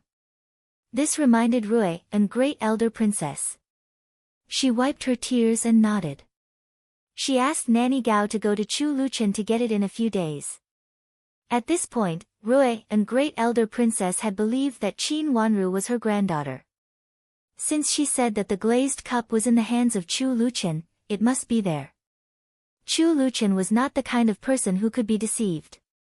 If she talked nonsense, not only she would not forgive her, but also she would not be able to get through with Chu Luchen. Wanru, you have suffered. Come on, let grandma see it, let grandma see it clearly. Rui and Great Elder Princess looked at Qin Wanru's beautiful eyes and suddenly couldn't control her tears. She hugged Qin Wanru. Qin Wanru also couldn't control her tears at this time. She finally found her family in 2 lives. This feeling of being loved, even if she had known it for a long time, she couldn't help crying. The 2 of them almost cried in each other's arms. Nanny Gao and Xiao Huai hurriedly persuaded them on the side. It took them a lot of effort to persuade them to stop crying. After sitting down again, Qin Wanru sat next to Rui and Great Elder Princess. Her hands were tightly held by Rui and Great Elder Princess. Seeing the tears on Qin Wanru's childish face, Rui and Great Elder Princess, who had always been strong, wanted to cry again.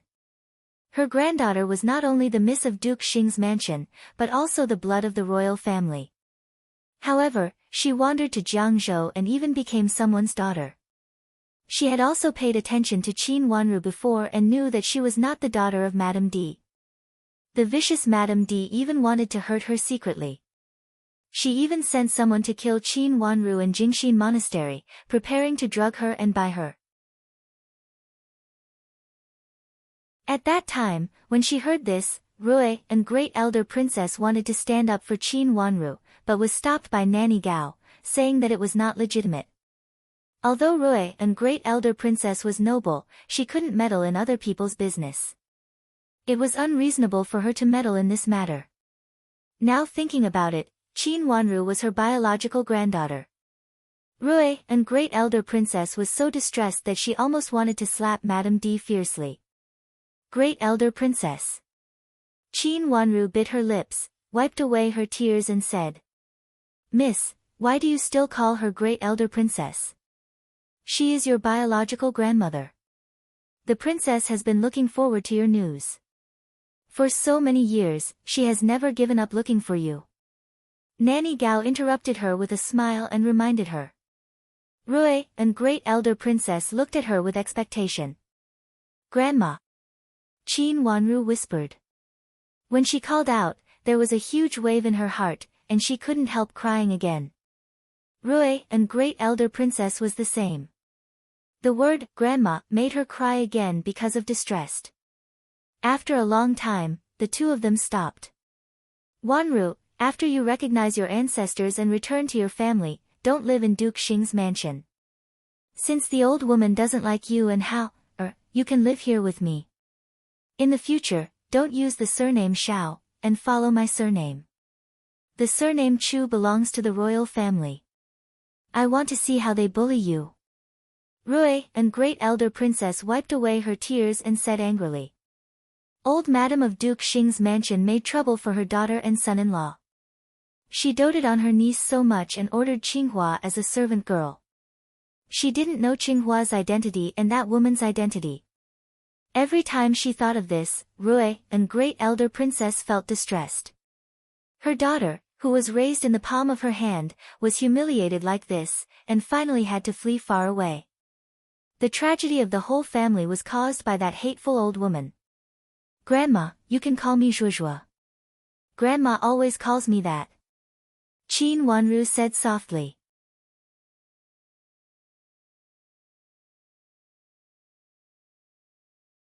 Chapter 339. What did you say? Rui and Great Elder Princess said anxiously. Grandma always calls me by my nickname Zhuozhuo." Qin Wanru didn't know why Rui and Great Elder Princess suddenly became so shocked and hurriedly pulled her wet sleeves. Zhuozhuo. Zhuozhuo. It turns out to be Zhuozhuo. Qinghua has already told me. I am stupid. Rui and Great Elder Princess beat her chest and stamped her feet and cried. Grandma, don't cry. What is going on? Qin Wanru saw that she couldn't persuade her for a while and turned to look at Nanny Gao. Nanny Gao was also wiping her tears with a handkerchief. Hearing Dong Wanru's question, she wiped her tears and said, when the Infanta was rescued, she kept repeating the name of the heir of heir and your nickname. But everyone didn't know what Infanta was saying and thought it was just a spoken word. No one thought it was actually the nickname of Little Miss. Nanny Gao thought of how Great Elder Princess almost collapsed when she first saw Infanta Qinghua's silly look. How could she continue? It turned out that her mother had already told her her name. Grandma said that she didn't have a real name and only had a temporary nickname. It should be that her parents wanted to ask the elders of the family to give her a name after returning to the capital city. The nickname Zhuozhuo was given by her biological parents. In the whole Qin's mansion, only Grandma called her that. It should be that Grandma was used to calling her like this when she heard her father and mother call her that. There was a cause and effect. It turned out that everything had been very clear. It was just that in the last life, Qin Yuru took her place and became the daughter of the lineal descent of Duke Xing's mansion by accident. But maybe it was true that Qin Yuru didn't get the approval of Rui, and Great Elder Princess after all. So when she died, Rui, and Great Elder Princess didn't recognize her and didn't like her at all. Zhuozhuo, get up and go with me to see old Madam of Duke Xing's mansion. I will let her see you and let you restore your identity, and then bring you back. Rui, and Great Elder Princess didn't cry for a long time this time. After wiping away her tears, she pulled Qin Wanru up with a stern face and was about to go to Duke Xing's mansion. Princess, calm down first. If you go like this, people will definitely say that you bully others by force, which is not good for Little Miss' reputation. Seeing Rui and Great Elder Princess's aggressive look, Nanny Gao knew it was not good, so she hurriedly persuaded her. So what if I'm bullying you? Could it be that my granddaughter is going to be bullied by them? As for reputation, her eldest granddaughter has such a good reputation. Is she really a good person? One look and I can tell that they are the same as her and her niece. They look gentle on the surface but are actually vicious. Thinking of the tragic experience of her daughter's family, Rui and Great Elder Princess pointed in the direction of Duke Xing's mansion and scolded loudly. She was so angry that she had forgotten that she had raised the first Miss Xiao in the mansion for a period of time because she thought she was a good girl when she was young. Grandma, please sit down. I have something to tell you. Qin Wanru pulled Rui and Great Elder Princess's hand and said, feeling very happy. Madam of Duke Xing and her eldest daughter, Xiao Yanru, who had always been the model of misses from aristocratic families in the capital, were such people. In the last life, she was killed by Xiao Yanru. It should be Xiao Yanru who knew her identity, so she killed her and cut her in half at the waist. Grandma, Duke Xing's mansion has identified Qin Yuru as the person they are looking for. There should be an agreement between Madame D and someone in Duke Xing's mansion. Madame D asked Qin Yuru to pretend to be me and reduce her age by 2 years. They also said that Madame D beat her and didn't seem to be her biological mother. There should also be a seal later. Qin Wanru said with cold eyes. In the last life, the seal in her hand fell into the hands of Madame D and Qin Yuru, which must be evidence for Qin Yuru to take her identity. In this life, although she took the seal back early, she was sure that Madame D had already thought of this matter. She knew it from the tone when she embroidered the orchid pattern on Qin Yuru's clothes to inquire about Duke Xing's mansion. Knowing the pattern, it was very easy to make another seal. Qin Wanru guessed that Qin Yuru must have such an old seal in her hand, and it must also be engraved with the orchid pattern. However, this pattern was in her memory, so it might be a little difficult to make it exactly the same. Of course, if someone in Duke Xing's mansion could help her find her mother's old calligraphy and paintings, she might be able to make an identical seal. She wanted to see the seal in Qin Yuru's hand to verify something. Rebel. How could such a thing happen? Needless to say, it must be the old woman in Duke Xing's mansion and the current Madam of Duke Xing. When my son was alive, they tried every means to make things difficult for my son. They said that she was dignified and decent, but it was obviously fake. Qing was kind. If she had listened to me, she would have directly beaten her out of the mansion, and there would have been no trouble. Hearing that there was such a thing, Rui, and great elder princess raised her eyebrows and said angrily, I don't recognize it. Let's see if Duke Xing's mansion dares to recognize this woman. Your Highness, First Miss Qin and Madam of Ningyuan Army General treat little miss very badly. When I was in Jiangzhou, I heard something. I heard that First Miss Qin pushed her marriage to Little Miss in order to claim kinship with Duke Yong's mansion in the capital city, and almost ruined Little Miss's reputation.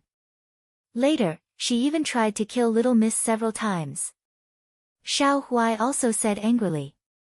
When he was in Jiangzhou, he heard a lot of things, but at that time, he just heard it as someone else's matter. Although he sympathized with second Miss Qin, he thought it had nothing to do with him, so he just heard it. Now thinking of it, he became angrier. Madam D, Duke Yong's mansion, and Duke Xing's mansion, I will not let them go. Zhuozhuo, Grandma will go to avenge you now. Hearing Xiao Huai's past, Rui, and great elder princess was furious. She stood up and told Nanny Gao, prepare my clothes. I want to go to the palace to see Empress Dowager. Grandma, where are you going?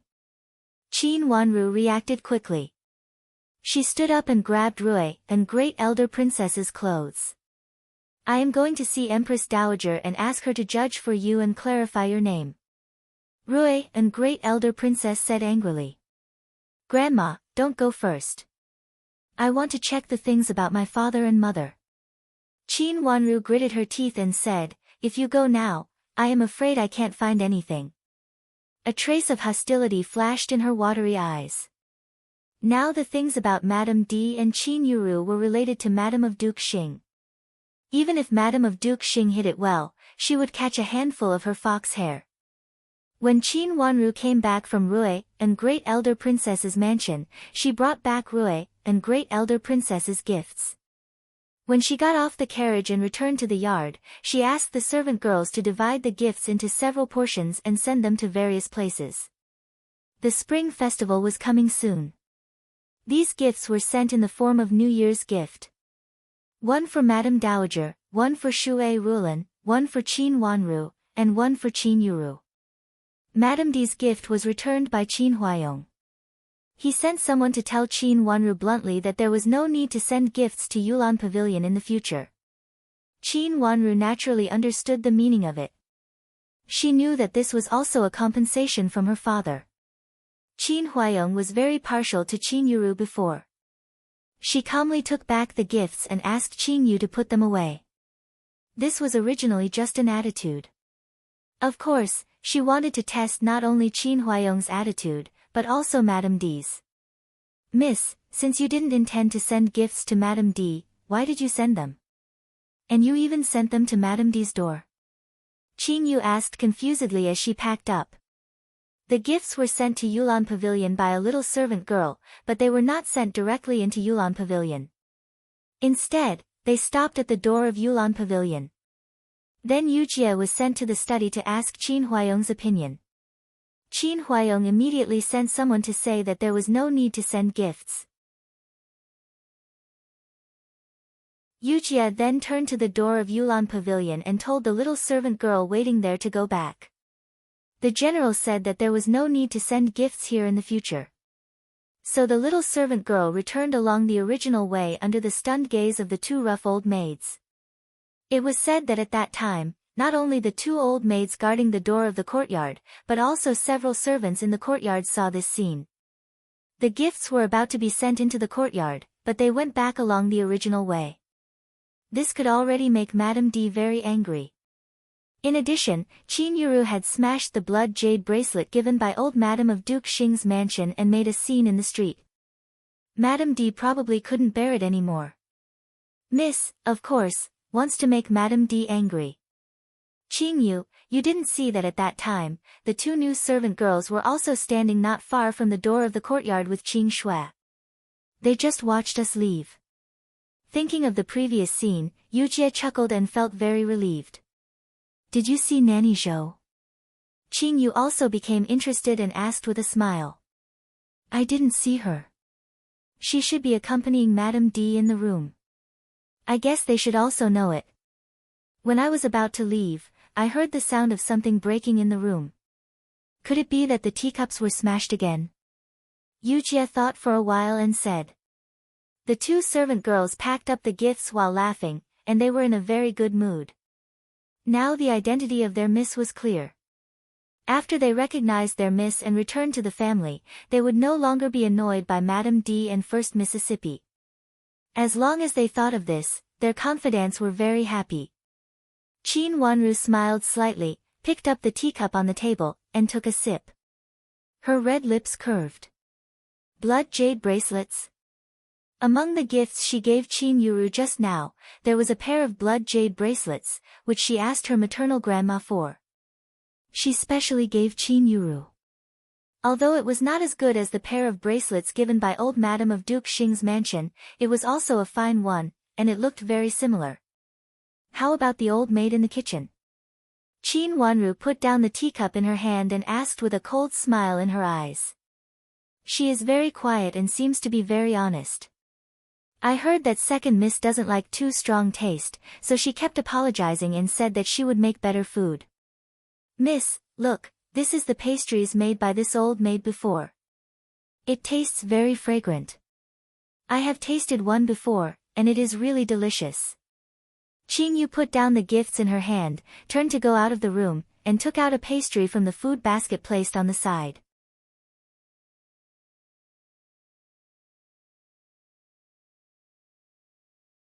Chapter 340. The pastry was made in the shape of plum blossoms, which was very suitable for the winter scene. Although it was not a big piece, it was very delicate. There was a petal on it, which was very beautiful. The fragrance came with a little fragrance of plum blossoms. I just brought it back. I was afraid that it would be cold, so I specially sealed it in the food basket. It is still hot now. Miss, please have a taste and see if you like it. Qin Yu said with a smile, holding a piece with a clean handkerchief and handing it to Qin Wanru. Do you make a lot of this kind of pastry? Qin Wanru took it, turned her fingers, and looked at the pastry in front of her carefully. She had only seen such exquisite pastry in the palace before, but it was not something that ordinary people could eat. Not many. Originally, they made 4 pieces, and each piece was 3 pieces.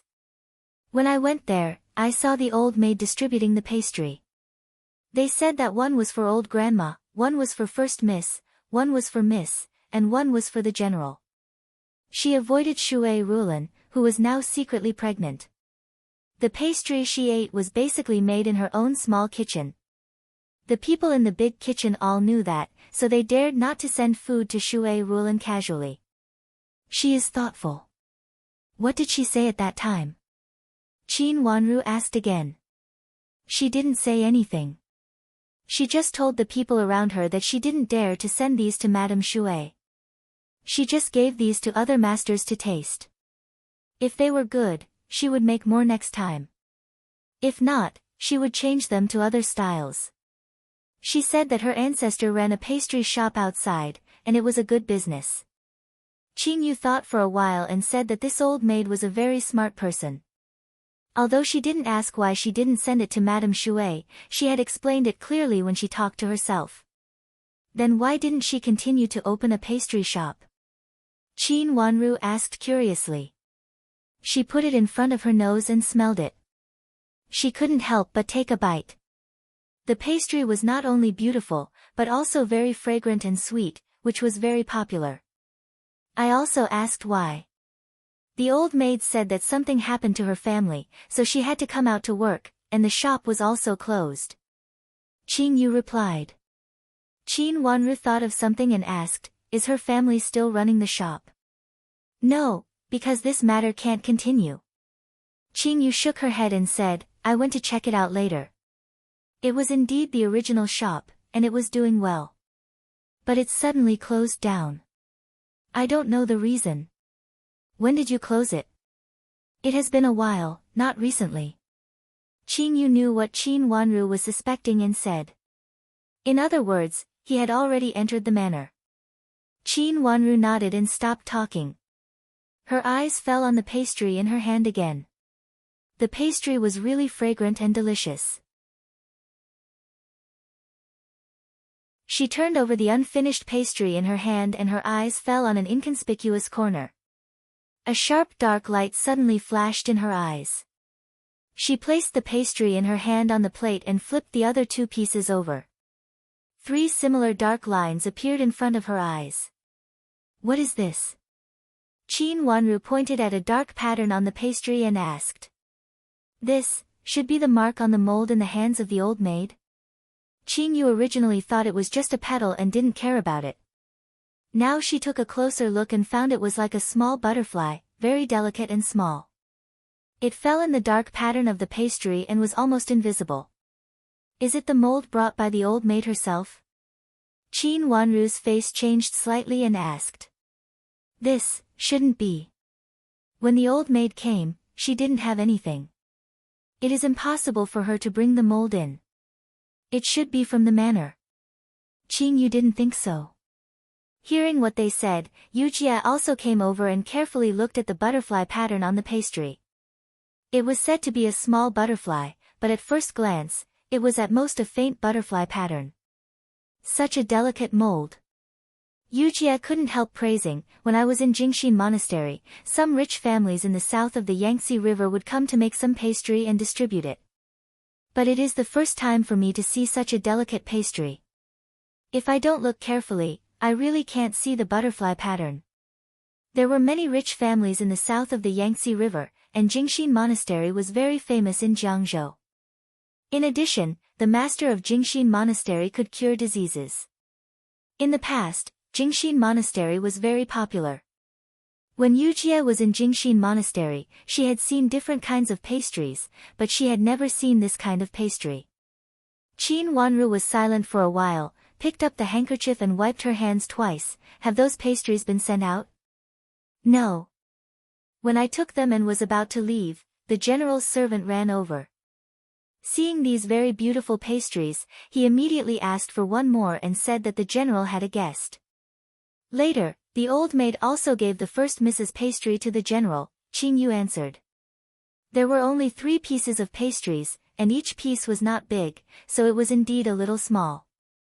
If there were guests, these 2 pots of pastries would look like it. Who came from father's place? It said that he came from Duke Xing's mansion and is now in the mansion, Qin Yu reported. Qin Wanru was silent for a while. Duke Xing's mansion came so fast. By the way, it seems to be about the first miss. Qin Yu suddenly seemed to think of something and hurriedly added. Is the second miss here? When Qin Wanru was about to ask in detail, an old maid's voice suddenly came from outside the room and interrupted Qin Yu's words. Qin Yu looked at Qin Wanru and saw Qin Wanru nodding, turned around and lifted the curtain to go out. What's the matter? The general invited the second miss to go over, the old maid said with a smile. What's the matter? Qin Yu said in astonishment, isn't there a guest now? Has he left? It doesn't matter if the guest is a supervisor old maid of old madam of Duke Xing's mansion. He came to see the first miss, but this matter has something to do with the first miss and the second Mississippi. Now he invited the first miss and the second miss to go over and ask about what happened yesterday. The old maid answered with a smile. The old maid of old madam of Duke Xing's mansion deliberately sent someone to ask about this matter. It seemed that the old maid of old madam of Duke Xing's mansion came with evil intentions.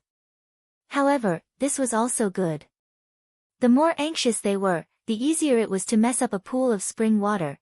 Qin Wanru pulled the corner of her skirt and stood up. Yujie hurriedly lifted the curtain for her. Qin Wanru walked out slowly. Has the big sister gone over? Yes, she has gone over now and is talking with Nanny Yu. The old maid answered with a smile. The first miss was just locked up yesterday and the general released her today. It seemed that the first miss might not be locked up anymore. Qin Wanru nodded and no longer said anything. She walked out with the old maid.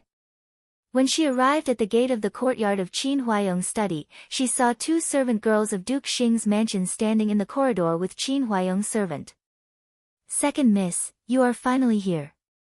I have seen you several times just now, but I haven't seen you. The general has been waiting anxiously. As soon as the servant saw Qin Wanru, he hurriedly came forward to salute and stretched out his hand to lead the way. The old maid who led the way stepped back. Qin Wanru followed the servant into the room.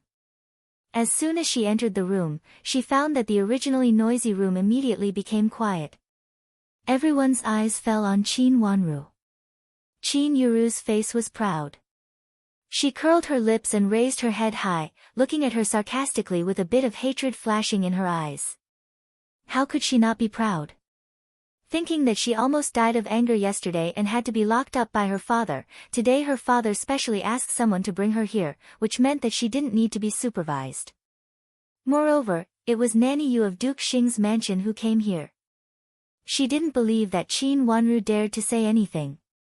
Her mother was right. From now on, she and Qin Wanru were worlds apart. She was superior and Qin Wanru would be trampled by her forever. What Nanny Zhou secretly said to her last night still rang in her ears. Originally, she was still dubious, but she didn't expect that it immediately corresponded today. Old Madam of Duke Xing's mansion just took action once, and her father had to release her. When she lived in Duke Xing's mansion one day, she would definitely ask old madam to pressure her father to release her mother and divorce Shui Rulan. As for Qin Wanru, she could just marry a beggar on the roadside. Anyway, she was originally picked up. Marrying a beggar could be said to be a good marriage. If she was unwilling, she could be sent directly to the brothel with drugs, so that she would be filthy for the rest of her life. Qin Huayong's face was as calm as water, and he seemed to be expressionless. But when looking closely, there were some fluctuations when he saw Qin Wanru. The one with the strongest reaction was actually Nanny Yu, who no one expected. The moment she saw Qin Wanru, the cup in her hand fell to the ground and smashed into pieces. She looked at Qin Wanru in astonishment, who just stepped in. Seeing Nanny Yu's shocked face, Qin Wanru was extremely calm. When she saw Nanny Yu in Duke Xing's mansion, she had already imagined today's scene. Father. She stepped forward and bowed to Qin Huayong, and then bowed sideways to Qin Yuru. Sit down first. Qin Huayong waved his hand and motioned her to sit down beside Qin Yuru. Then he looked at Nanny Yu, who had not recovered from the shock, and said, Nanny Yu, is there anything wrong with Wanru? Second sister must have scared Nanny Yu. I heard that Nanny Yu worshipped Buddha with old madam, and is very Buddhist-like. You like people with good temperament. Qin Yuru covered her face with a handkerchief and said with a charming smile. Her words meant to satirize that Qin Wanru was not a good person at first glance. Yuru, shut up. Qin Huayong's face darkened, and he shouted harshly, that is your sister. My sister? Of course it is my sister. If it were not my sister, she would not have been jealous yesterday and smashed my bracelet. Father, please be a judge. Qin Yuru said with a smile, and did not hide her sarcasm in her eyes. If it was in the past, she certainly did not dare to contradict Qin Huayong, but now it was different. She now had the support of old Madam of Duke Xing's mansion, so she was not so afraid to see her father. Yuru, well, your jade bracelet is fine. Qin Huayong's face darkened more and more. His words reminded Qin Yuru. She shook the pair of blood-red bracelets in her hands, immediately changed the topic, and said flatteringly, the pair that was smashed before was given to me by my mother. Of course, this pair can't be smashed. It was specially given to me by old madam. If Nanny Yu did not come today, I would not wear it. When Nanny Yu came just now, Qin Yuru deliberately put on the pair of blood jade bracelets given by Rui, and great elder princess. Qin Huayong had the same idea as her. He did not want the people of Duke Xing's mansion to know that the pair of blood jade bracelets was broken. Seeing her wearing the blood jade bracelets, he said that the pair that was smashed in the street was the pair that Madame D gave to Qin Yuru before.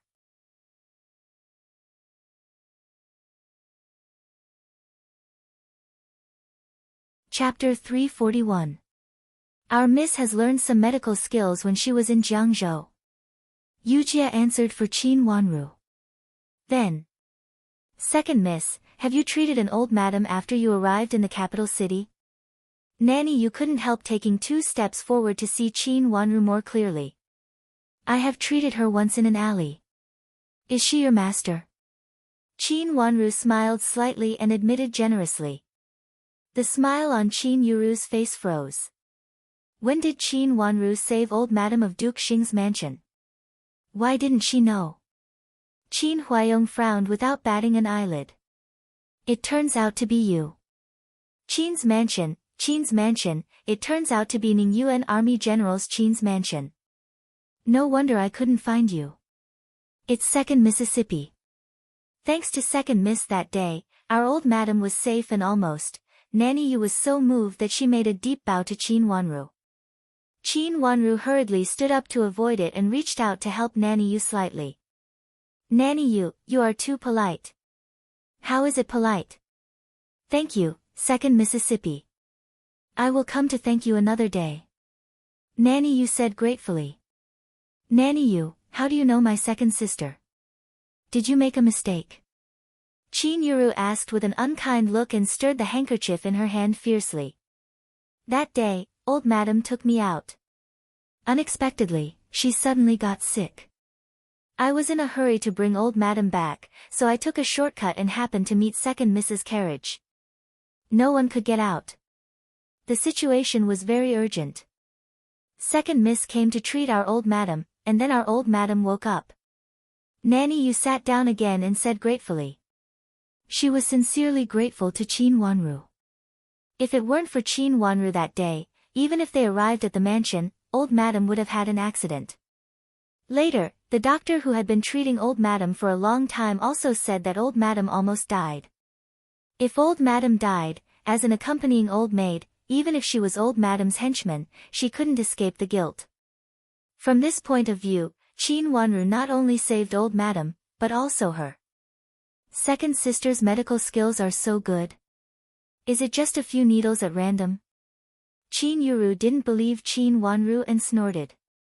2nd Miss's medical skills are very good.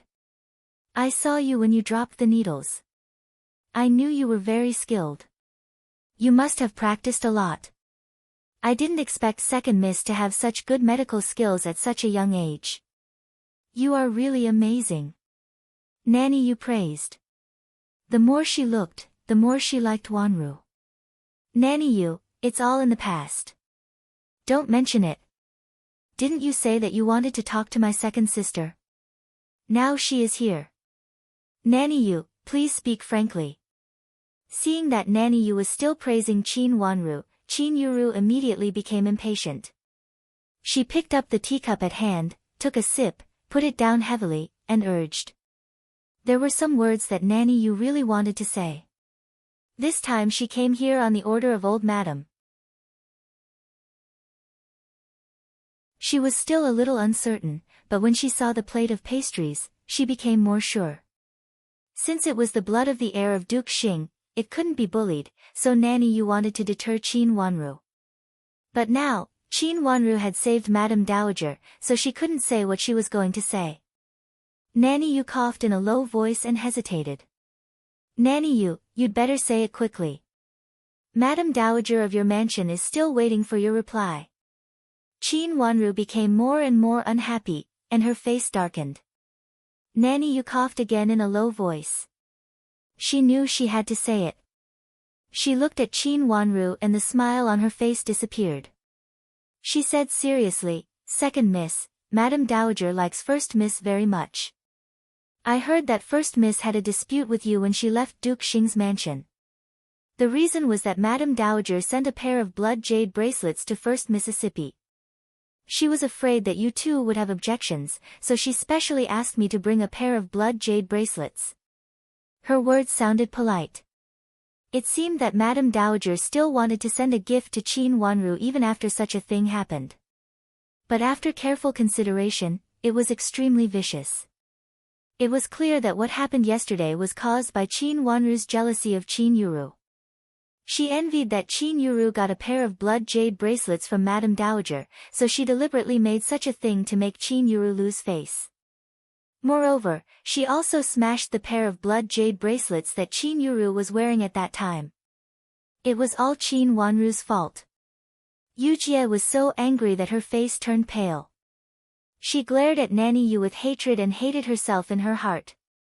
If she had known this, she would not have asked her miss to save Madame Dowager.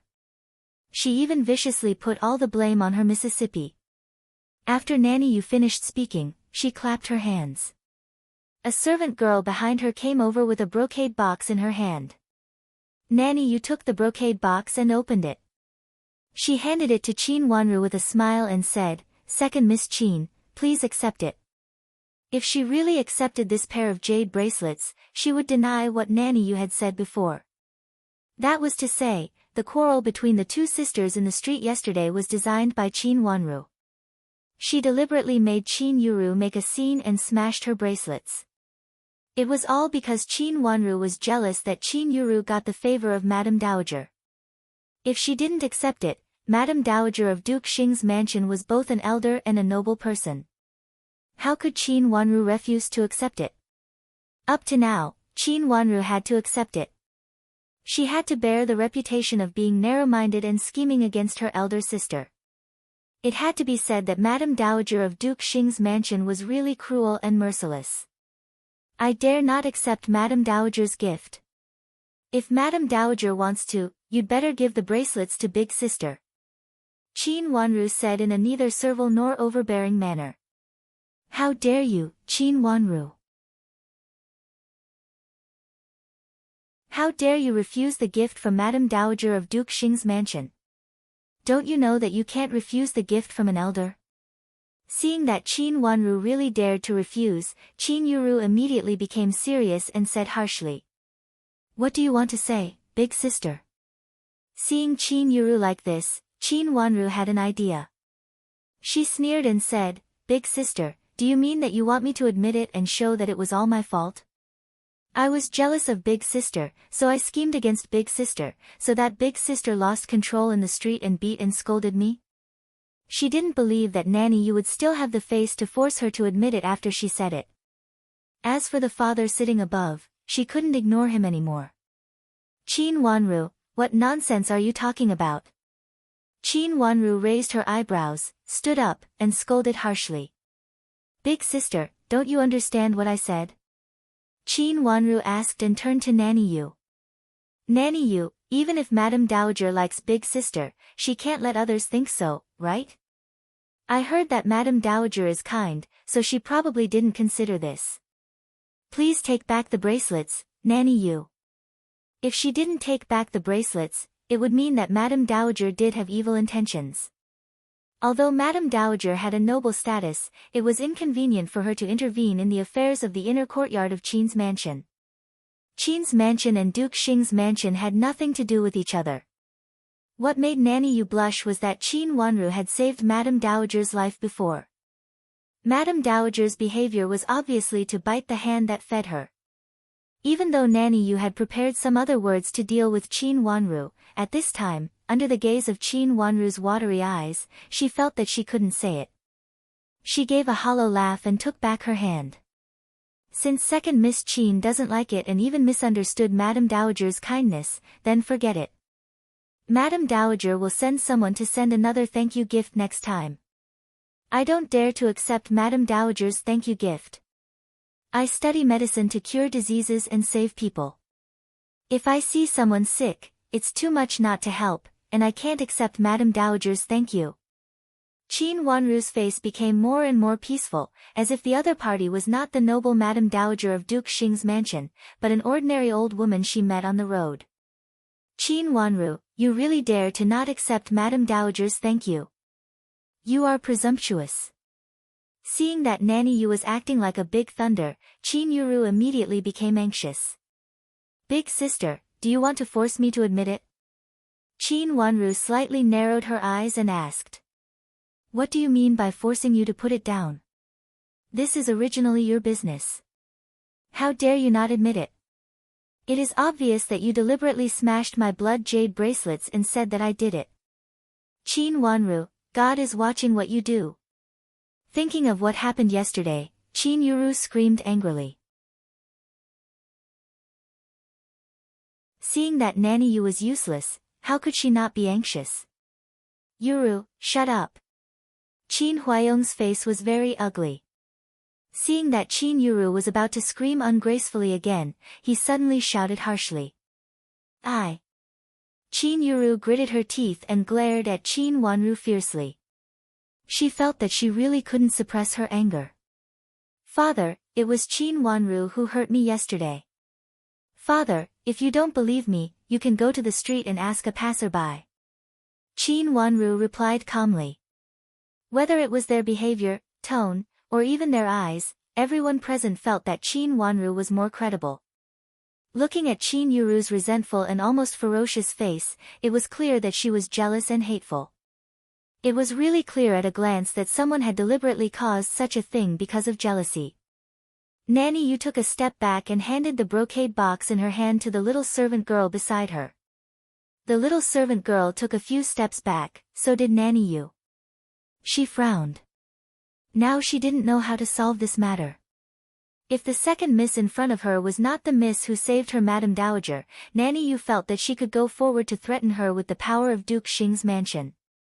After all, she was just an unmarried miss who came from a small place. It was not difficult to frighten her a little and give her some benefits. However, it was this Mississippi. No matter how capable Nanny Yu was, she felt that her face was burning and she couldn't say a word. Glancing at the exquisite pastries on the table, Nanny Yu sighed in her heart. In this situation, she really didn't know what to do. This first Miss Qin seemed to be the biological granddaughter of Madame Dowager and the daughter of her deceased son. If she had some doubts when she came to the mansion before, they all disappeared when she saw the pastries. She hadn't seen such pastries for more than 10 years. They were made with the molds brought by Infanta Qinghua when she first married. Later, this set of molds was taken away by Infanta Qinghua. She didn't expect to see them again after many years. Now Nanny Yu was 100% sure of Qin Yuru's identity. But what made her sigh was that this lady seemed to have been spoiled by Madame D. How could she be so petty and impatient? What should she do?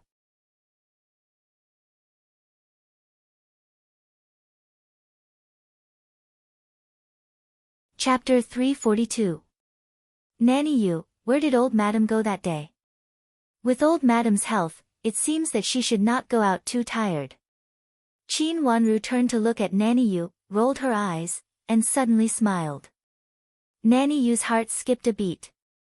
She immediately remembered that old Madame did go out for something that day and made a lot of noise after coming back. Later, in order to find Qin Wanru, old Madame specially called Madame of Duke Xing over and asked her to send someone to find Qin Wanru.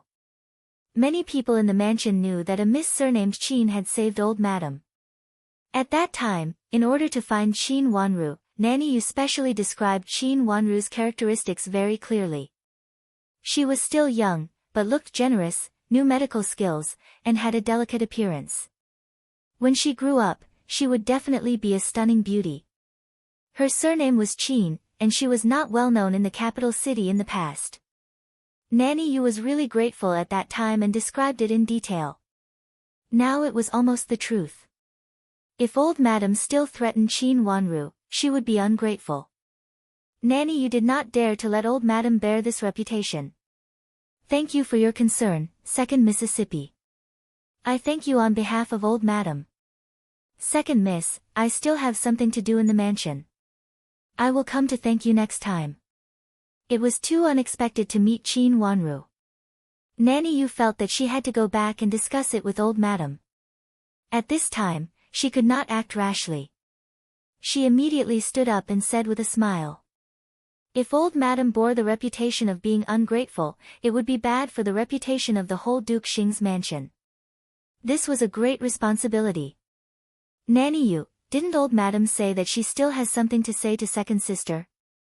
Seeing that Nanny Yu actually retreated, Qin Yuru was anxious. I have said what I wanted to say to second miss just now. Since this matter is not what old Madame thinks, I'd better ask the two misses to communicate with each other. If sisters get along well with each other, people will think that Qin's mansion is polite and prosperous. I hope the two misses will give way. Nanny Yu said with a smile. It seemed that she was persuading them to reconcile, indicating that for the reputation of Qin's mansion, they should not have a dispute. However, she did not mention anything about Duke Xing's mansion. It seemed that she had nothing to do with it. Qin Yuru was so angry that her eyes widened. This old servant did not say this just now. Qin Wanru glanced at Nanny Yu calmly and did not answer. She had already thought of this kind of thing when she first met Nanny Yu in Duke Xing's mansion. No matter whether old madam acknowledged her kindness in her heart or not, she would certainly not appear to be ungrateful on the surface. Old madam's old Qin Yuru. As an old maid, Qin's Yu, she was Yu's Yan's Yu's Qin's Qin had Yur, Qin's Yu, old mad, S, Qin, Qin's madam, Qin, Yu, Qin, madam, Qin, Yu, Qin, Qin. It was Qin Wanru's original plan to let Nanny Yu see her when Qin Yuru was self-righteous. That was why she hid behind Madame Dowager that day in order to avoid Nanny Yu's eyes. Next, it depended on old madam of Duke Xing's mansion to deal with this matter. Of course, the most important thing was to lure Madam of Duke Xing to step in. How dare you? Seeing that Nanny Yu did not say anything substantive, Qin Yuru was so angry that her face turned pale, and she scolded Nanny Yu harshly. Yuru, sit down. Nanny Yu is right. Harmony between sisters is the way to prosperity. You should get along with your second sister more in the future. Qin Huayong interrupted her and said with a cold face. Father, Qin Yuru still wanted to explain, but Qin Huayong did not want to listen to her anymore. He waved his hand and said, go back and write down the women's precepts and women's rules first, and learn more etiquette from Nanny Huang. Nanny Yu. Qin Yuru was unwilling to be sent back like this. She came here full of expectations, and she turned to Nanny Yu and said loudly. At this time, she was really a little flustered. Why was it different from what her mother said? She glanced at the pastries on one side. Didn't her mother say that as long as people from Duke Xing's mansion saw the pastries, they would stand on her side? Qin Wanru was doomed. First miss, learn etiquette well. I'm leaving. Nanny Yu also had a headache. The situation at present had already exceeded her imagination.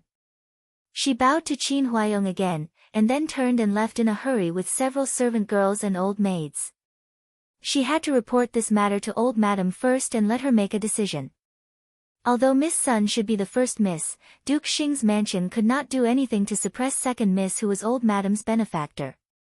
Originally, he wanted to put all the pressure on second Miss Qin.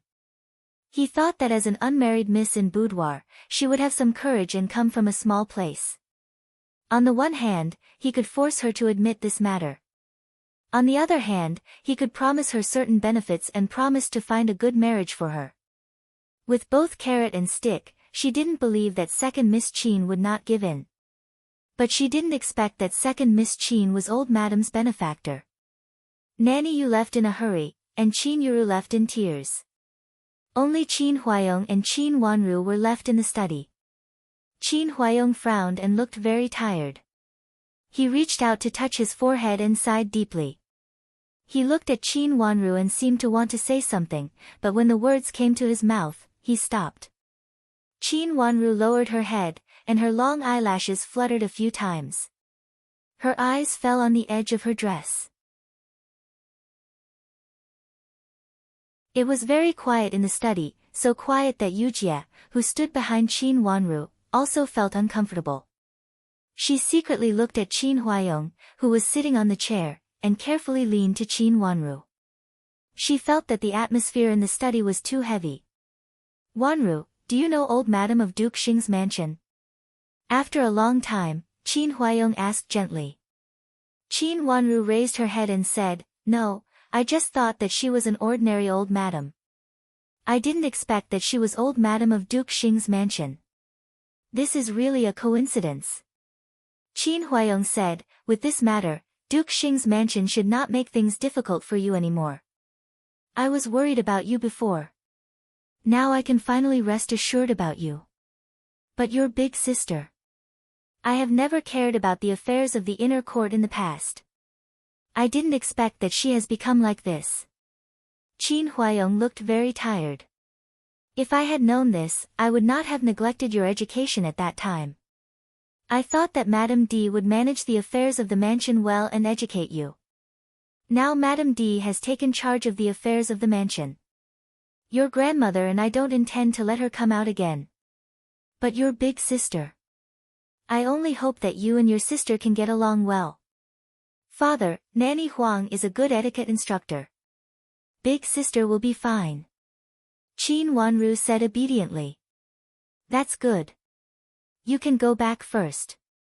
Qin Huayong showed a smile on his face. It could be seen that he was reluctant. How could he, as a father, be really happy when such a thing happened? Qin Wanru stood up and said goodbye. But when she walked a few steps, she was stopped by Qin Huayong. He pointed to the pastries on the table and said, I heard that Wanru likes these pastries very much. When you are free, ask the kitchen to make more. Thank you, father. Qin Huayong shook his head and smiled bitterly. With a little sadness in his voice, he said, Wanru, don't blame me for neglecting you too much. Father, I am a man. I am in charge of external affairs. You can't blame me for this. Qin Wanru said softly. Qin Huayong's face was slightly bitter. He waved his hand and motioned her to leave. When she came out of Qin Huayong's study, Qin Wanru slowed down. She looked back at the gate of the courtyard where the study was located, and her eyes were slightly dim. Neglecting you is not neglecting you, miss, did you forget anything? Yujia also looked back along her gaze and found nothing. Qin Wanru shook her head, frowned slightly and walked forward. After a few steps, she suddenly turned in another direction. It was not the way back to Jifang Pavilion.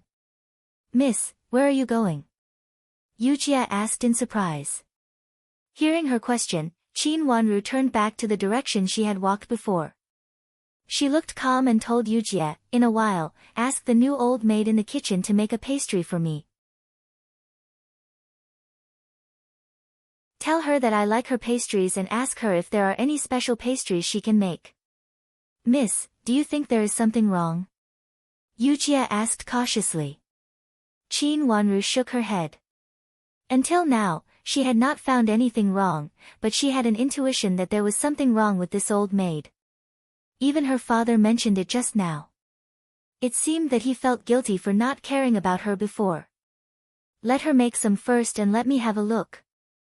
Qin Wanru was sure that there should be something special about the previous pastries.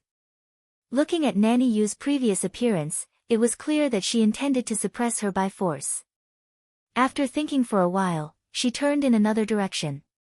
This time, she went to Madame Dowager's Xinning Pavilion. Hearing that Qin Wanru came over, Madame Dowager hurriedly asked someone to invite her in.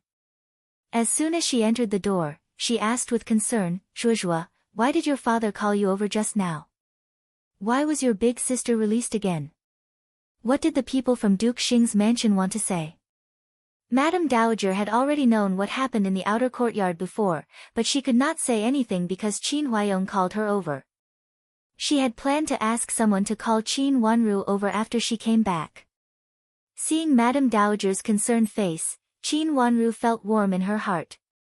She walked over and reached out to hold Madame Dowager's hand and said softly, Grandma, don't worry. It's all right now. What on earth is going on? Madame Dowager pulled Qin Wanru to sit beside her and still asked worriedly. Nanny Yu, who serves old Madame of Duke Xing's mansion, came over and said that she would give me a pair of blood jade bracelets. She asked me not to have a dispute with my big sister. Naturally, sisters should be harmonious. Qin Wanru vaguely told the purpose of Nanny Yu's visit. Although she said it vaguely, Madame Dowager understood what she meant. She was so angry that her face turned pale. What does old Madame mean? How could she do such a thing? Even if she likes Yuru, she can't do this. She wants to push the blame onto you. Let's go, I will take you to refuse. Madame Dowager stood up and said angrily. She immediately had no good impression of this old madam of Duke Xing's mansion. "Grandma, I refused. It's all right now." Qin Wanru smiled and pulled Madame Dowager to sit down again. "After you refused, did Nanny Yu say anything else?" Madame Dowager asked. Since she came and said such words, it meant that Duke Xing's mansion strongly supported Qin Yuru.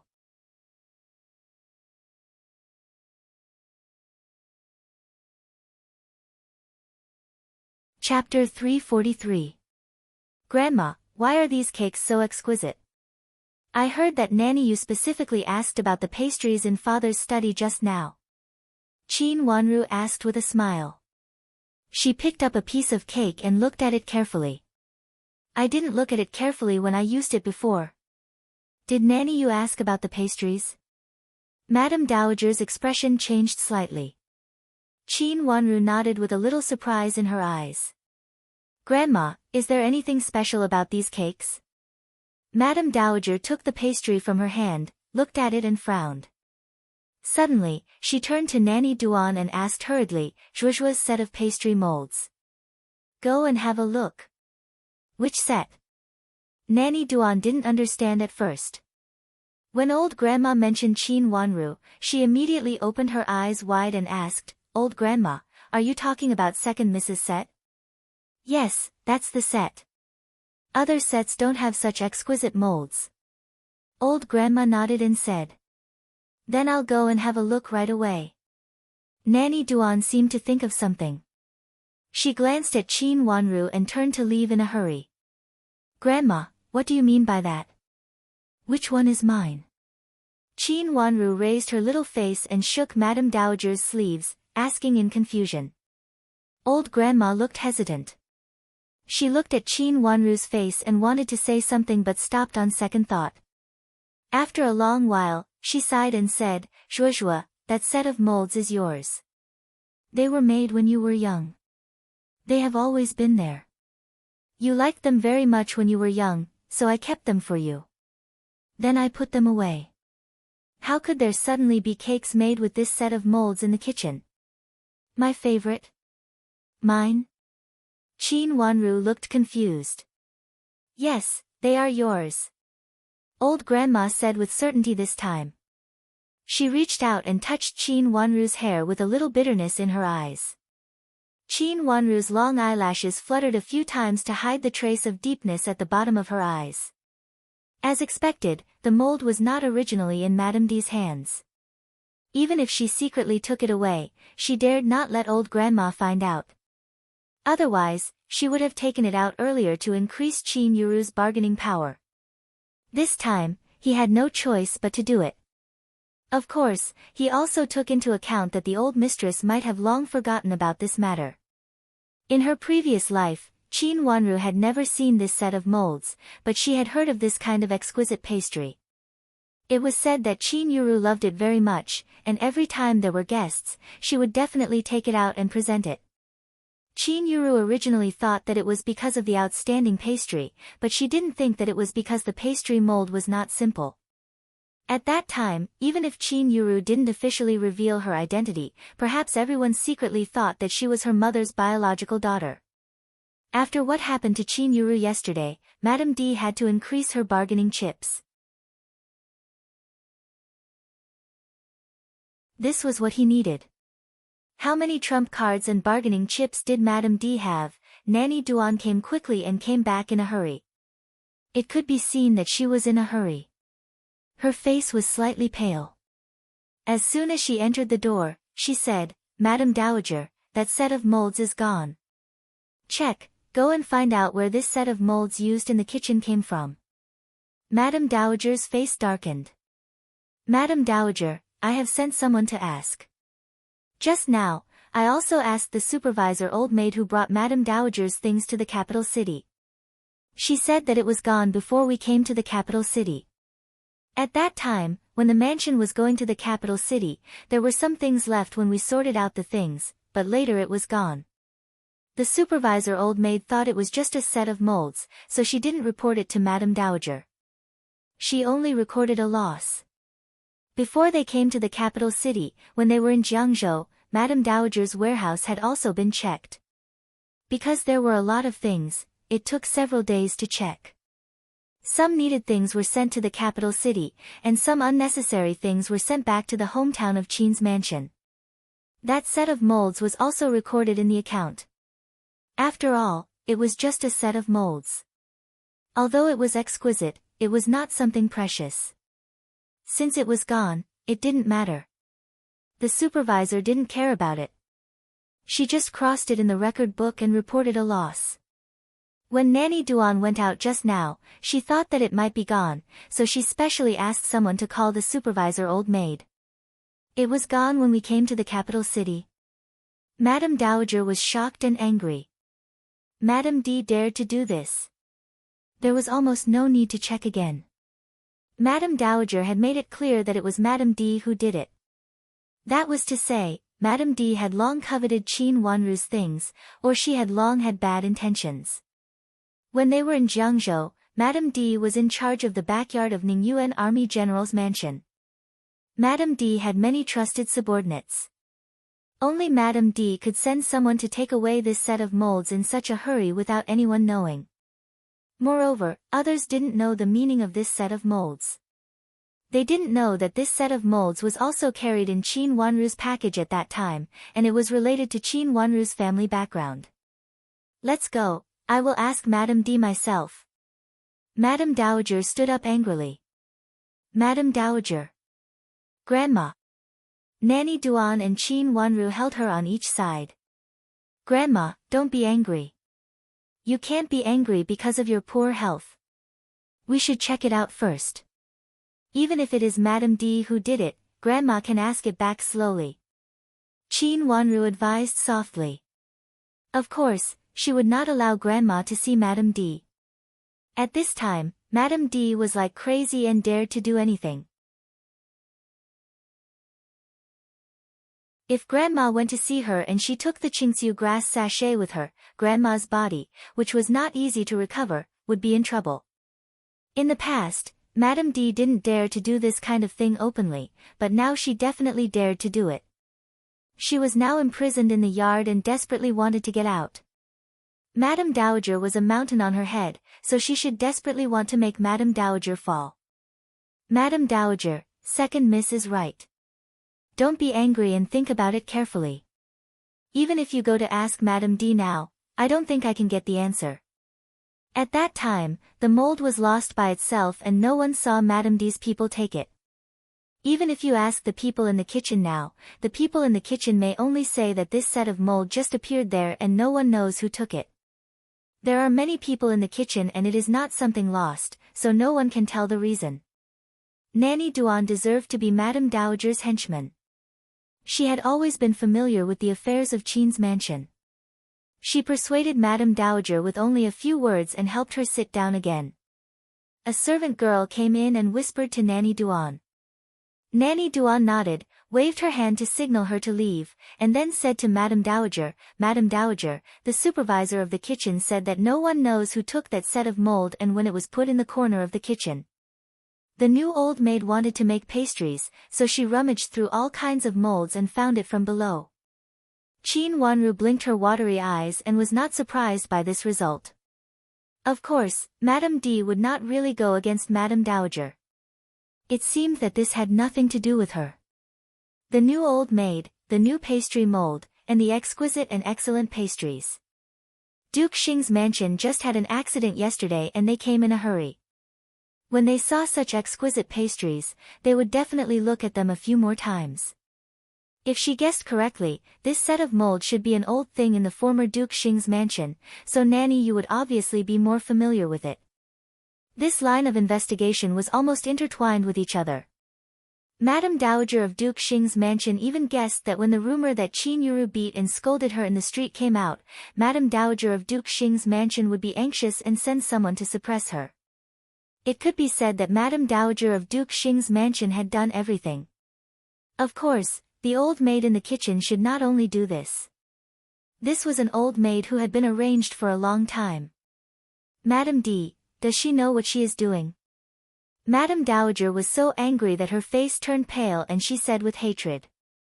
Madame Dowager, don't be angry. What should we do now? Should we take this set of mold back and put it away again? Nanny Duan walked behind Madame Dowager and patted her gently. Put it away, wash it and put it in Zhuozhuo's room. Madame Dowager patted the corner of the table angrily and said, Grandma, since it is in the kitchen, just keep it. Qin Wanru smiled slightly and stopped her. This pastry is really exquisite. Keep it in the kitchen. Madame Dowager looked at her little granddaughter with a puzzled look. Yes, keep it first. This pastry is also very fragrant and tastes good. With such an exquisite mold, it can bring out the best in each other. If there are guests, it can be used to entertain them. It will also make them look good if they are taken out. Qin Wanru continued with a smile. Besides, if you put away the mold at once, Madame D will know that you have already known it. Her words made Madame Dowager silent. She thought for a while and nodded. Then don't take away the mold. Nanny Duan, ask someone to keep an eye on this set of mold and see who will touch it. Madame Dowager, don't worry. Just now I sent someone to ask, and they are all trustworthy. They won't talk nonsense. I will ask them to keep an eye on it secretly. Nanny Duan was Madame Dowager's henchman. She immediately understood Madame Dowager's meaning and nodded repeatedly. Glancing at Qin Wanru's childish little face, she had to be convinced. The second miss was indeed different from ordinary young misses. She was more intelligent. She was so young, but she was still so calm. She was really not an ordinary child. If Madame Dowager guessed correctly, the second miss should be the child of the heir of Duke Xing and Infanta Qinghua, the daughter of Rui, and great elder princess. This was the conclusion made by the information Madame Shui sent someone to inquire. This was also Madame Dowager's dilemma. If it was true, she must let the second miss acknowledge her ancestors and tell what had happened in the past. For so many years, Madame Dowager had not told her because she was afraid that the second miss had no relatives in her family. It was better to not know anything and raise her as her biological granddaughter. Now that the second miss had her own relatives, of course, this matter had to be told. But the problem was that it was related to the first Mississippi. Now the first miss had intervened and made Duke Xing's mansion mistakenly think that she was the daughter of Infanta Qinghua. If Madame Dowager told the truth, the first miss would be discredited. No matter what the first miss had done, she was Madame Dowager's granddaughter. Madame Dowager was now also in a dilemma. Because of the first miss's intervention, Nanny Duan did not know how to end this matter. She could not help but sigh secretly. A servant girl ran in breathlessly. Because of the panic, she almost fell when entering the door. When she arrived at the door of the main room, she had already reported, Madame Dowager, the Empress Dowager sent someone here.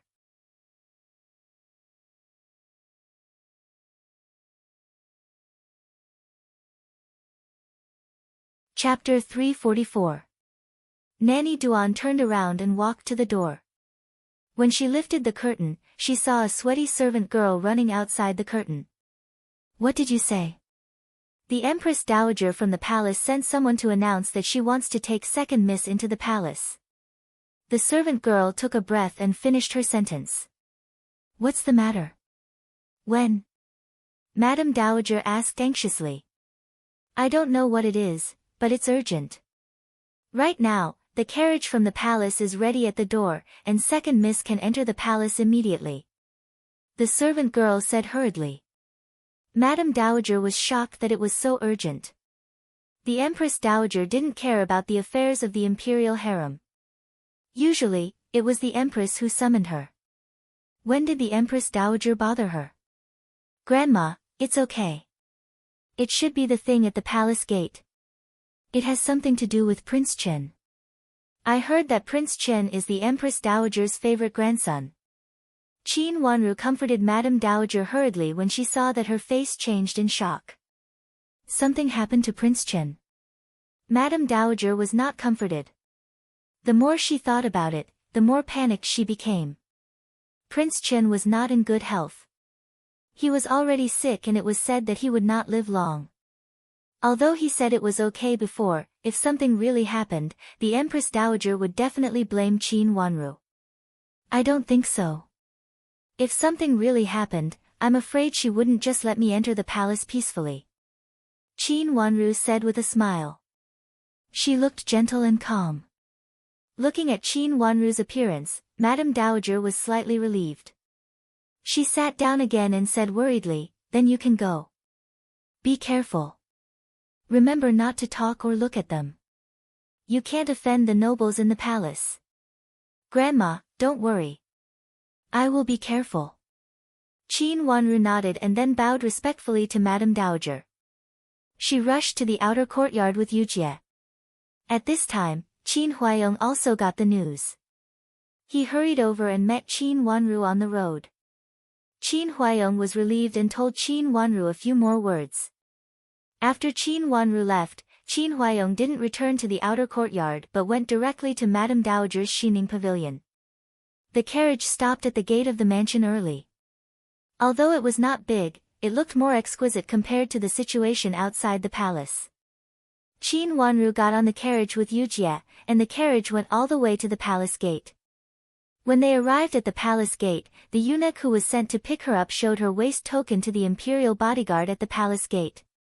The imperial bodyguard checked it clearly and let the carriage enter the palace gate. Entering the palace, he changed to another palace sedan chair, which was carried by two little eunuchs all the way to the Empress Dowager's palace of compassionate and peaceful. This time was different from the last time she entered the palace. She was the only one on the way. The two little eunuchs also walked in a hurry. The time they spent on the journey was much shorter than the last time they entered the palace. When arriving at the Palace of Benevolent Peace, Qin Wanru looked at the other two palaces parked in front of the Palace of Benevolent Peace in astonishment. Her watery eyes were slightly gloomy. It seemed that she was not the one who came today, so she felt relieved. Chu Luchen should be fine. A beautiful palace maid was waiting in front of the Dan Palace. Seeing Qin Wanru coming over, she took 2 steps forward, bowed to her and asked, "Are you second Miss Qin?" "Yes. Old madam has been waiting for a long time.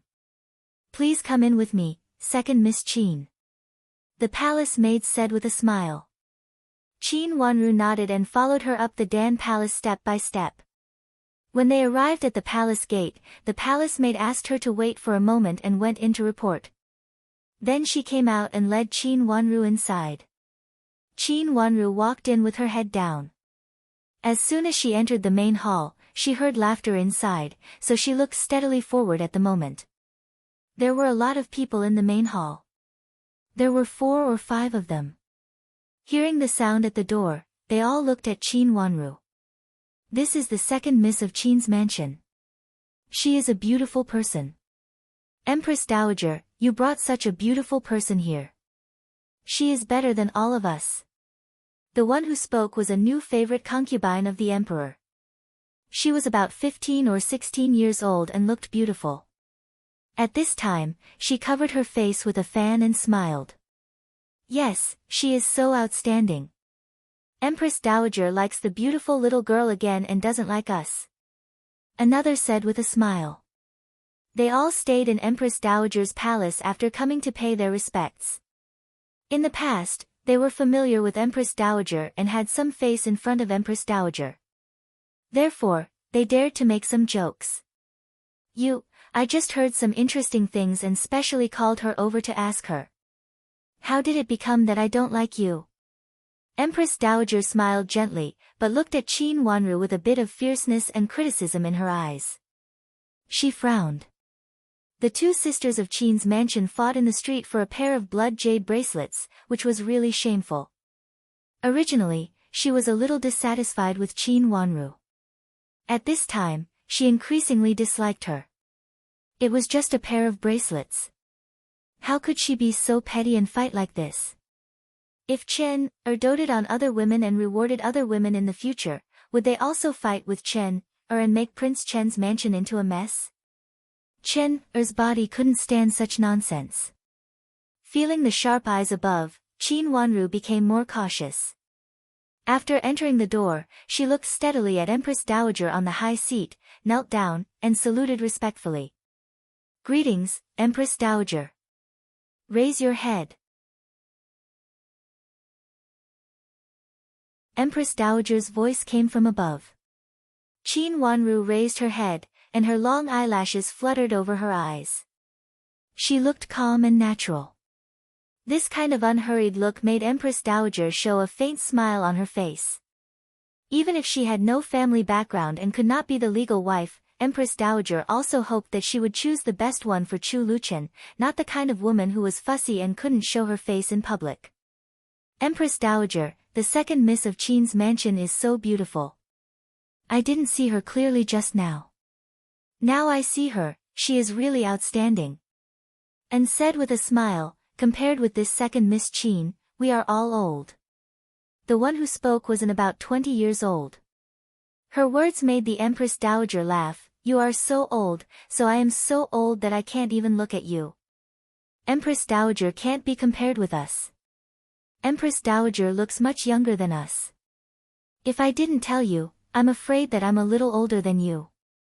This was also good at talking. She flattered Empress Dowager with a smile. "Yes, Empress Dowager is much younger than us. If you have a good mentality, you will be young. Unlike us, we are all old." Another said with a smile. "If Empress Dowager didn't say it, I couldn't guess it at the first time." The new favorite also joined in the fun.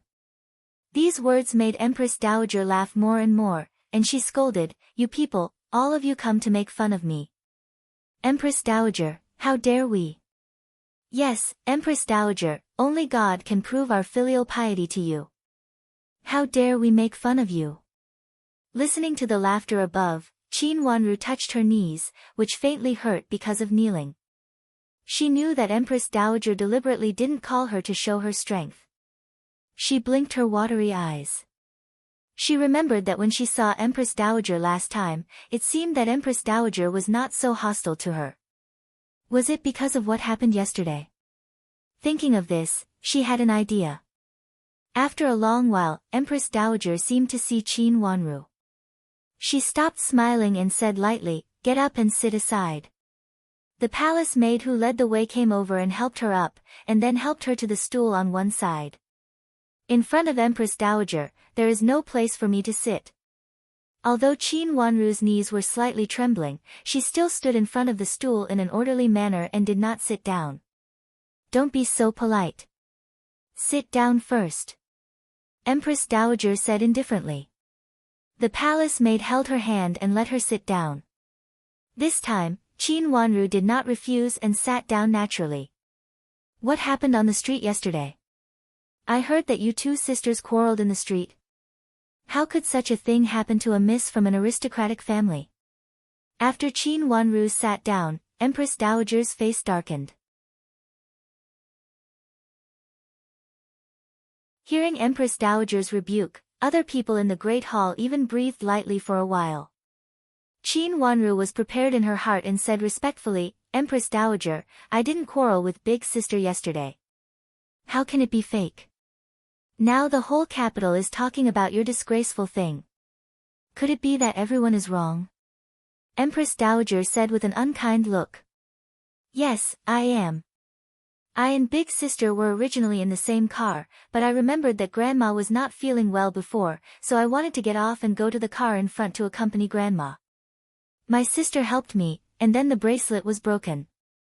My sister was very angry, but she didn't beat or scold me in the street. She just hurried to pick it up, so I helped her and accidentally bumped into me.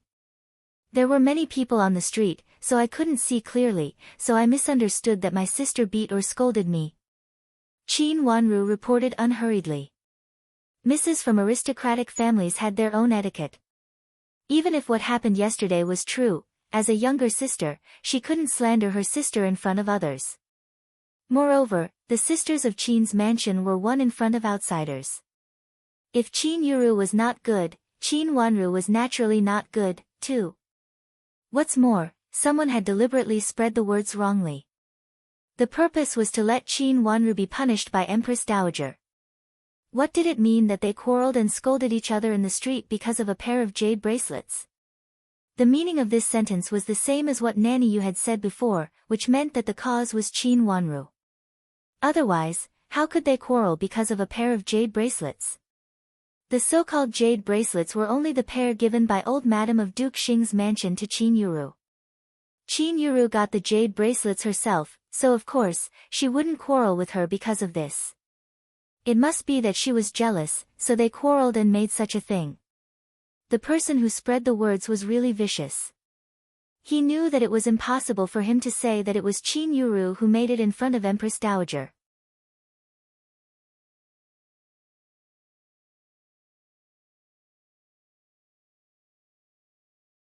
Chapter 345. Is it really just a misunderstanding? Empress Dowager said doubtfully. She felt that Qin Wanru's words were not credible, but Qin Wanru's face was too calm, which made Empress Dowager feel that if she lied, she could not be so calm. Empress Dowager, it is indeed a misunderstanding. After returning to the mansion, my father and grandmother also inquired about it. Qin Wanru replied calmly, looking gentle and indifferent. Where is your big sister? Empress Dowager still felt that it was not credible, but this explanation was much better than the previous one. If it was just a misunderstanding, it was not bad. Big sister is now in the mansion. Qin Wanru replied naturally. Seeing that Qin Wanru answered extremely obediently, Empress Dowager showed a smile on her face again. She leaned back and waved her hand. Several knew that Empress Dowager had something to say to these misses in front of them, so they immediately stood up and said goodbye. Empress Dowager nodded, squinted slightly, and watched them leave. Outside the Palace of Benevolent Peace, got on the palace sedan chair one by one. Only the newly favored one looked at the chief imperial maid beside her, stood in the corner, and lowered her voice to ask, "Where is the emperor?" "He is still in the imperial study. The eunuch of the emperor told you not to inquire about the emperor's behavior casually, otherwise you will provoke the emperor's anger." The palace maid warned her master in a low voice. "What are you afraid of?" "The emperor promised to come to my palace recently." The newly favored surname was Li. She was not of high status and was conferred the title of Ronghua. But because she just entered the palace, she was pampered and spoke without scruples. "Well, I'd better not inquire about it. If the emperor comes, he will come." The palace maid still lowered her voice and said. There were some things that she did not dare to say. Compared with Li Ronghua who just entered the palace maid had been in the palace for a long time. I don't believe that the emperor can do anything to me. Continue to keep an eye on him and see where he went. Could he have gone to another vixen? The emperor has promised me, Li Ronghua said proudly as she raised her head. She was also favored in the palace, so she was not so afraid of the emperor. Yes, your highness. The palace maid said helplessly. Sister Li, what are you talking about? Why don't you leave? Do you want to stay here? And who had already gotten on the palace sedan chair asked with a smile. No, I'm leaving right away. I don't have the good fortune to have the Empress Dowager stay. Although Li Ronghua secretly curled her lips, she didn't show it on her face. Who in the palace didn't have a few faces? Seeing people speak human words, seeing ghosts speak ghost words. Although she disdained that this concubine who had been out of favor for a long time had to come to the Empress Dowager's place to flatter her, she wouldn't show it on her face. The eyes flashed. She put down the curtain in her hand and sneered in a low voice. She said to herself, another reckless fool. She really thinks that the emperor cares about her. The one who cares about her has always been in the palace. She is not someone who can be snatched away by anyone. In the palace of Compassionate and Peaceful, the Empress Dowager did not know that the several palace consorts at her door were no longer as amiable as before. Her gaze fell on the three faces in front of her, and she nodded inwardly. She felt that they were all good-looking. In terms of exquisiteness, Qin Wanru was naturally the best. But she was a little small and too thin. Compared with the other two, she was more satisfied. It's rare for you three to enter the palace. Stay for lunch later. The Empress Dowager became amiable and said with a smile. Yes. The three of them said respectfully together. Empress Dowager, you are also tired. Do you want to have a rest? Nanny Wei stepped forward and whispered. I'm not tired. I still have to see Chen. The Empress Dowager supported her head with her hands. Although she said she was not tired, she was indeed a little tired.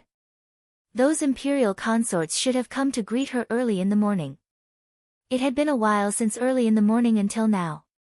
Empress Dowager, you'd better have a rest first. There is nothing important in Prince Chen's place. I just need to send some medicinal materials to His Highness. I'll go there. Nanny Wei persuaded. You walk slowly with your old arms and legs. Just let the three of them go. Old Madam reached out and pulled all the three young madams sitting in front of her inside. Qin Wanru's long eyelashes fluttered twice. Her watery eyes became clearer and clearer, reflecting her face like a hibiscus flower. The Empress Dowager nodded repeatedly. Her appearance was rare in the world. If she grew up in the future, no one knew how outstanding she would be. Thinking of this, it seemed good to leave it to her grandson. As you say, Empress Dowager. Since the Empress Dowager said so, the three of them would certainly not refuse. They stood up respectfully and said. The Empress Dowager got up and went inside to have a rest. Nanny Wei asked someone to take the three of them to a side hall. On the way, Qin Wanru saw the people around her clearly. What a coincidence. She thought who was speaking ill of her in front of the Empress Dowager. It turned out to be Xiao Jia, the daughter of Duke Xing's lineal descent. In the last life, she only saw the second Miss Xiao from a distance. When Xiao Yenru took her to walk in the palace, Qin Wanru glanced at them from a distance. At that time, she felt that they were not like biological sisters, but like a miss to a servant girl. The younger sister of Duke Xing's lineal descent was very respectful to her elder sister, and her behavior was full of flattery to her elder sister. It seemed that Madame of Duke Xing was really anxious. This kind of anxiety was even no less than that of Madame D, who was anxious to get her daughter into Duke Xing's mansion. Both Madame of Duke Xing and Madame D were unwilling to see her return to her family and would definitely stop her. Since they wanted her to return to her family, she would first see what they would do. After what happened today, Madame of Duke Xing should be more anxious, right? It was good that they were anxious. She was afraid that they were not anxious. The three young madams followed the palace maid sent by Nanny Wei to the place where Chu Luchen lived with three servant girls respectively. At first, it was quiet, but after walking for a while, the two young madams became restless. Xiao Jia, and that young madam should know each other. The two young madams whispered and looked back at Qin Wanru from time to time with a trace of contempt on their faces. It seemed that they were gossiping about Qin Wanru. Qin Wanru ignored them and followed the palace maid without looking sideways. As the two young madams talked, they found that Qin Wanru ignored them, so their voices became louder. How dare she grab the bracelets in the street at such a young age? How ignorant she is. Xiao Jia, sneered and curled her lips sarcastically.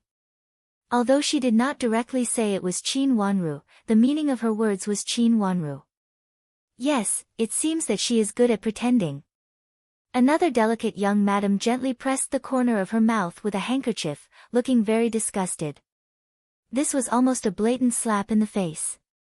Looking at the palace maid who led the way in front, Qin Wanru did not have the slightest intention to help. Qin Wanru's eyes were dark, and she suddenly turned to look at the two young madams. Who are you talking about? Could it be that the two misses think that the Empress Dowager is wrong? The Empress Dowager agreed with her explanation just now, so she did not pursue it anymore.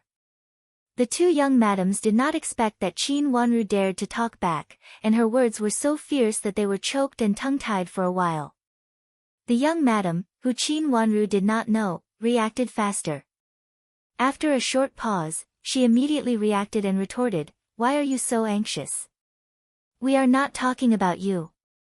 This matter involved the Empress Dowager, so they certainly did not dare to say that the Empress Dowager was wrong. "Yes, we are not talking about you. Why are you so guilty?" Xiao Jia also came to her senses at this time. She raised her eyes and squinted at her from above, looking both arrogant and noble. Qin Wanru was almost amused by her acting like a daughter of lineal descent. She was imitating Xiao Yenru, acting like the eldest daughter of lineal descent. She was obviously just an inconspicuous daughter of lineal descent. No matter who you are talking about, if you don't talk about me, can you talk about others? Is this what the two young madams have taught you to behave like this? Qin Wanru asked unhurriedly. Her words made the two young madams angry and ashamed, and their faces turned red.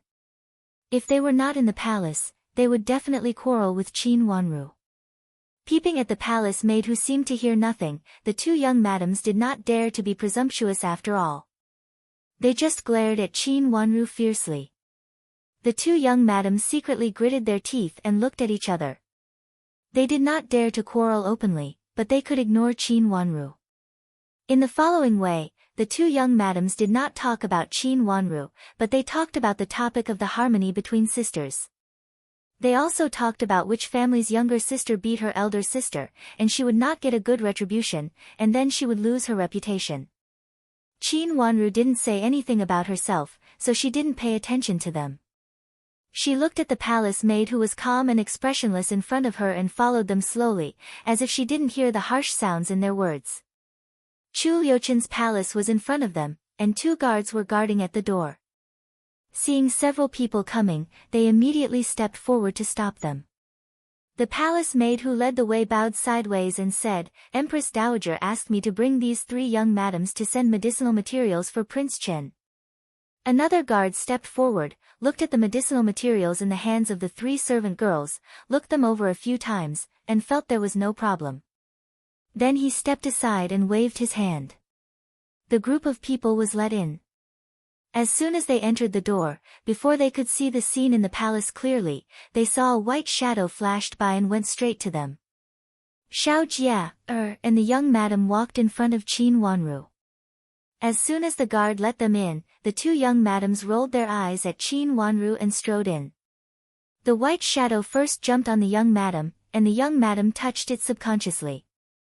She only felt that the bottom of her hand was furry, and then she saw a pair of blue eyes. She was so scared that she screamed and pushed it away. This time, it hit Xiao Jia.